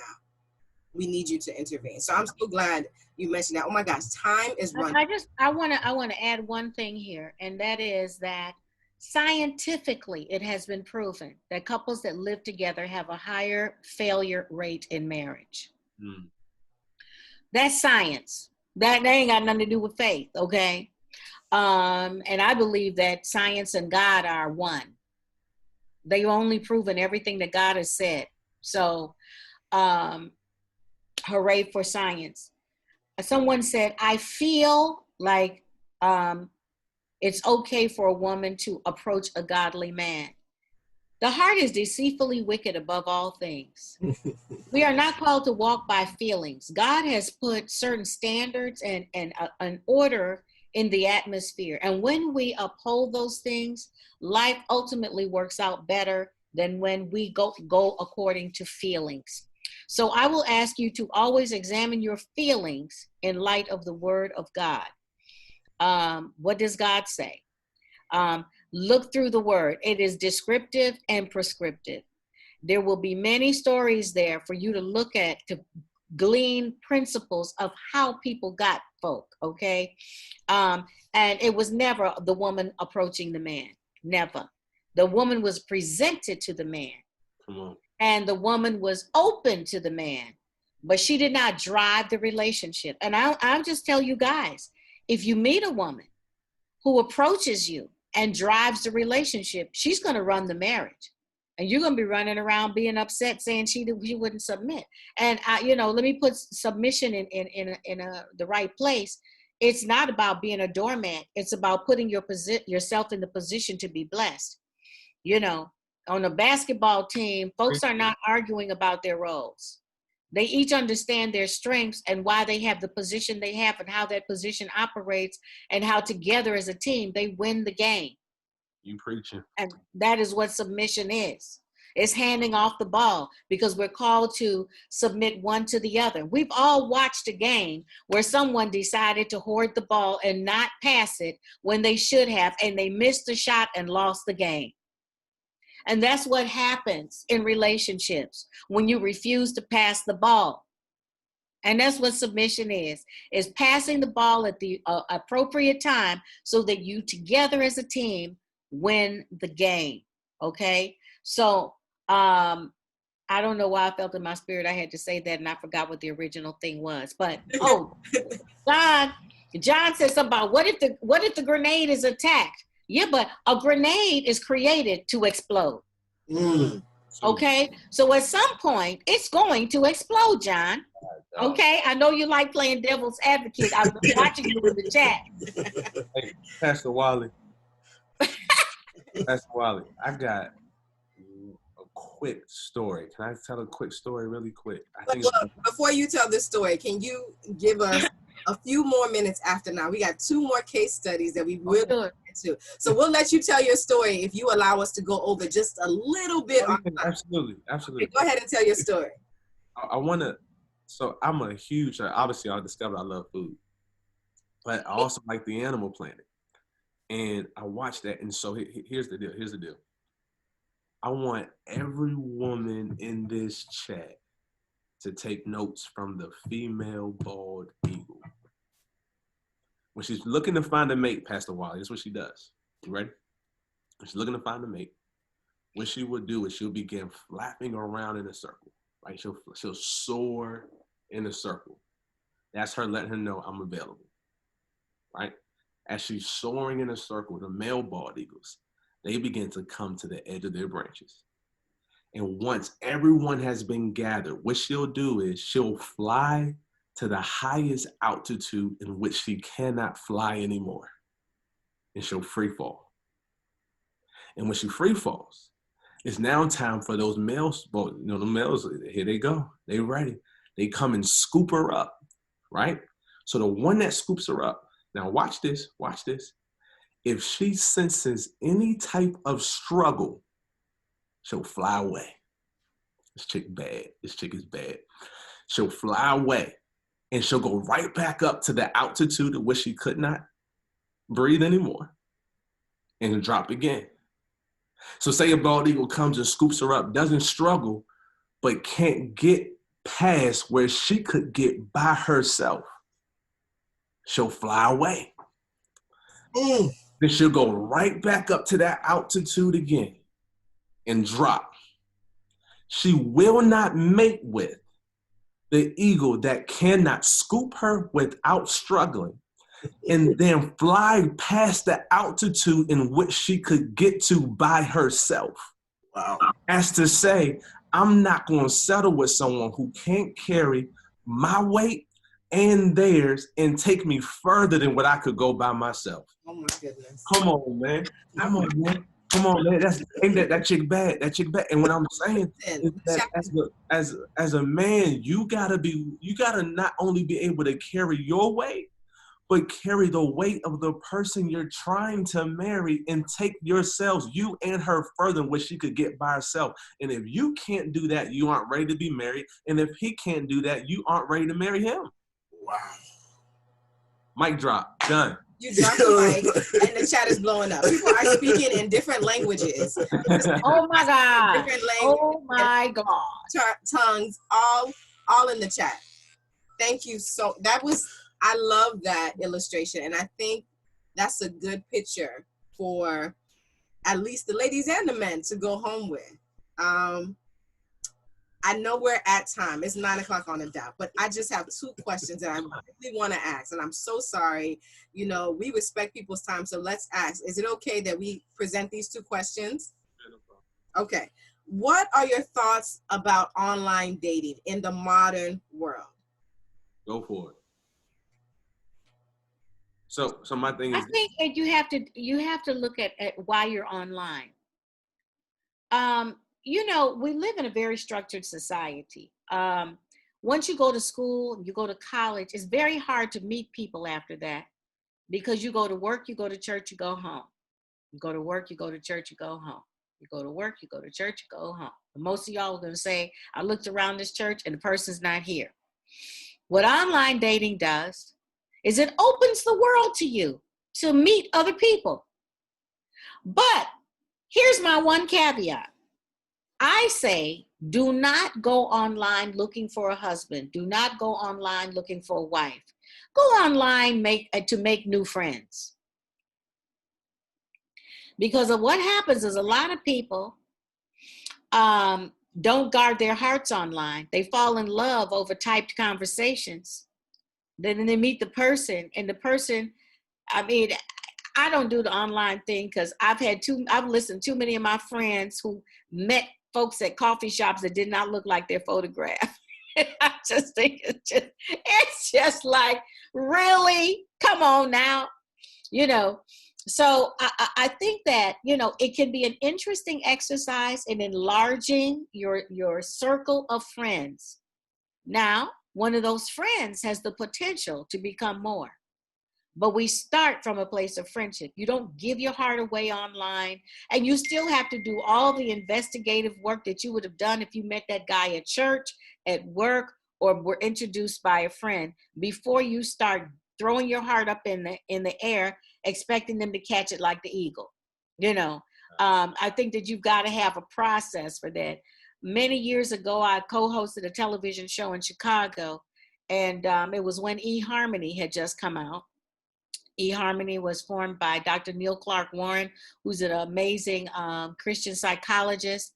The tests that were done on eHarmony were developed by the parents, who were also Christian psychologists.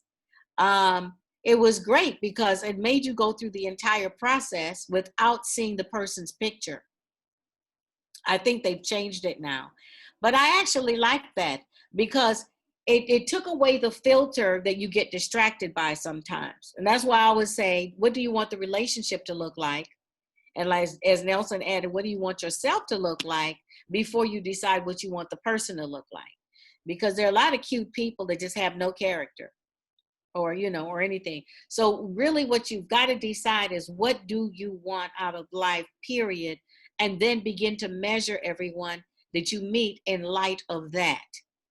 So that you're making the right choices.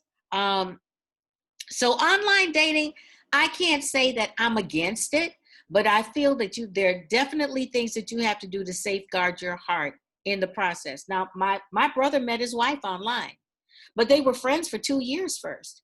He actually was just looking for friends. They became friends. She lived in another city. She eventually moved to the city where he was because her family actually lived there. He didn't think he liked her that way. They were friends for a while and they eventually got married. So it can work out, but I think if you follow certain guidelines. Pastor Nelson. Yeah, I got one of the people on my leadership team met on Tinder, man, which is crazy, right? And they weren't doing Tinder. Well, the husband was doing Tinder the wrong way, and then the wife was in it. And it literally, then they went on a date, talked for 7-8 hours, and literally, you know, that's all they wrote. Got married, and blessed couple, all of that. So I think what Ms. Hammond said is absolutely correct in terms of just the intentions being the same. I think you go through the same process as anyone else, but I think that the online dating world opens up the world, man. You say there's no guys in my church. Okay, well, get on. Just, you know, if someone approaches you, I think you set it up the same way. You take all the proper precautions. Here's what I would tell you for sure. I wouldn't meet anyone for the first time alone. I wouldn't do that at all. You know, I think that there's some different guidelines and parameters that you have to put in place.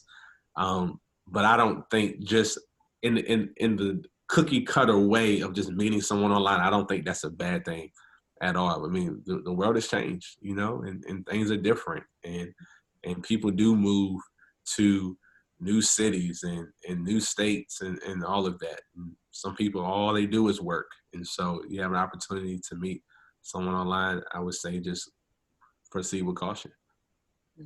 Thank you. This is more like a scenario.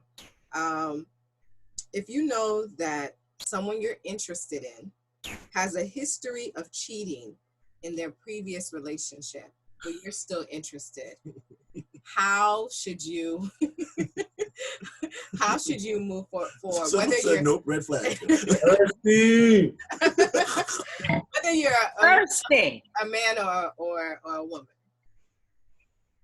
Well, someone once said, when someone reveals who they are, you should believe them. Yeah, absolutely. Why are you interested is the question that I have to ask. I'm speaking to a broken part of you that finds that attractive. And that same thing will turn back to bite you. So you've got to figure out why you find that attractive. Or is there an ego part of you that thinks they won't do it to you, but they've done it to everyone else? So inevitably, that person is who they are. They have a serious character issue that you will not be able to fix. And so you need to ask yourself, why am I interested? You know, at some point, you have to make some decisions about things. You have to use your head more than your heart when it comes to love. Love is intelligent. If you look at the definition of love, love makes a lot of choices. It decides to be patient. It decides not to hold grudges. It decides not to be jealous. It decides not to puff itself up. It decides to be like God. That's what love does. Okay? So when we talk about being emotionally intelligent, we have to make better choices for ourselves. When you look at that person that's a cheater, you ask yourself, am I going to be joyful if I'm in a relationship with this person and they cheat on me? No. Well, they're a cheater. So what does that mean? That means I should not be interested in this person. There might be something about them that titillates me for a moment, but it will be a grenade, John. I love it. Inevitably, it will blow up. So make the decision to save yourself. I'll use myself as an example. A couple years ago, there was a guy in Ghana that approached me. And actually, a couple years before that, I had seen him somewhere and thought, oh, he is fine as wine. But then I found out he was married. So I said, okay, next. And I forgot about him. But when he reapproached me, he told me he was divorced. And he was so romantic and debonair, and he was still gorgeous, and everything seemed so right. But I got to tell you, I had gotten to the place in my life where I no longer got excited when men approach me. I go to God right away. Okay, fill me in, Daddy. Tell me all the details. Should I be wasting my time? Should I be paying attention? What's the deal on this person? Reveal it to me before I go any further. So that's my first thing now. And I'm telling you, no matter of gymnastics that this guy did would move me. I started being worried about myself until the day the Holy Spirit said, call so-and-so. So I WhatsApped a friend of mine and I simply said, I was so surprised to find out that these two people were divorced. What happened? The person sent me back all these emojis. Ooh. I was like, whoa, wait a minute, back up. What's going on? You don't know about him? Wife beater, robbed Peter to pay pal. She went down the whole list of horrible things that I would never have suspected. So I said, well, maybe she's just bitter. Maybe she's just prejudiced because she's close to the wife. So God said, call so-and-so. And all I did was mention to this person that I was working on a project with this person. The note I got back was, I'll call you. I was like, uh-oh. And that person called with their whole list of stuff. On that note, I shut it down. I mean, I like, like in New York, they have those doors at those, those shops where the thing just comes down. I just shut it down. It was noticeable. He was like, what happened? I said, I am not comfortable with the idea of having a relationship with you. I'm so sorry. And I shut it down. He was upset and I didn't care because I preferred for him to be upset over me. So, there's just a place where you decide, first of all, to submit your heart to God. When he says guard your heart, because out of it flow the issues of life and death. Literally, he's saying some of the stuff that we think we can't live without will kill us. Rachel told Jacob, give me children or I'll die. He said, am I in the place of God? And what did she die of? Childbirth.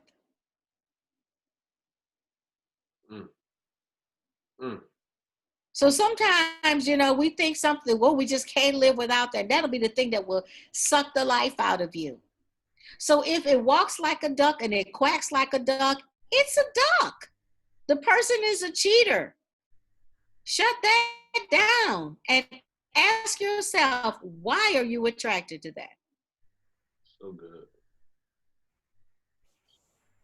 Pastor Nelson, I don't know if you have anything else to add to that, but I think she said it all. I would highlight one thing that she really said, and I think needs to be overlooked is what about you is attracted to a cheater? Like, what does that say about your standards, your morals? Like, what does that say about you that I'm attracted and would be okay with being with a cheater. And I think it says more about you than it does the other person. And I want to tell you this too. Don't you date no cheater. Like why are you okay with being with someone who's with someone else? Like all of that speaks to who you are. It speaks to who you are. It speaks to what you believe about yourself. It speaks to what you believe about God. All of it, you know. And so those are just my couple of things. Someone said desperation. I don't even know if it would be desperation. I think that it's deeper than that. It's probably more of self-worth and self-identity and wanting to be valued and cherished and not knowing where to find that more than anything else. But that's the therapist in me. But yeah, I think you should really speak to some of those things. Wow. It was fun. This was fun. So this was a lot. And I, before I turn it over to him, I just want to thank you both so much. This has been such a blessing. Wow. I think we expected a lot, but this exceeded all of our expectations. And I've been blessed. I mean, I'm sitting here speechless. I'm married and I'm learning stuff left, center, right. Like I'm blown, and I just want to thank you guys so much.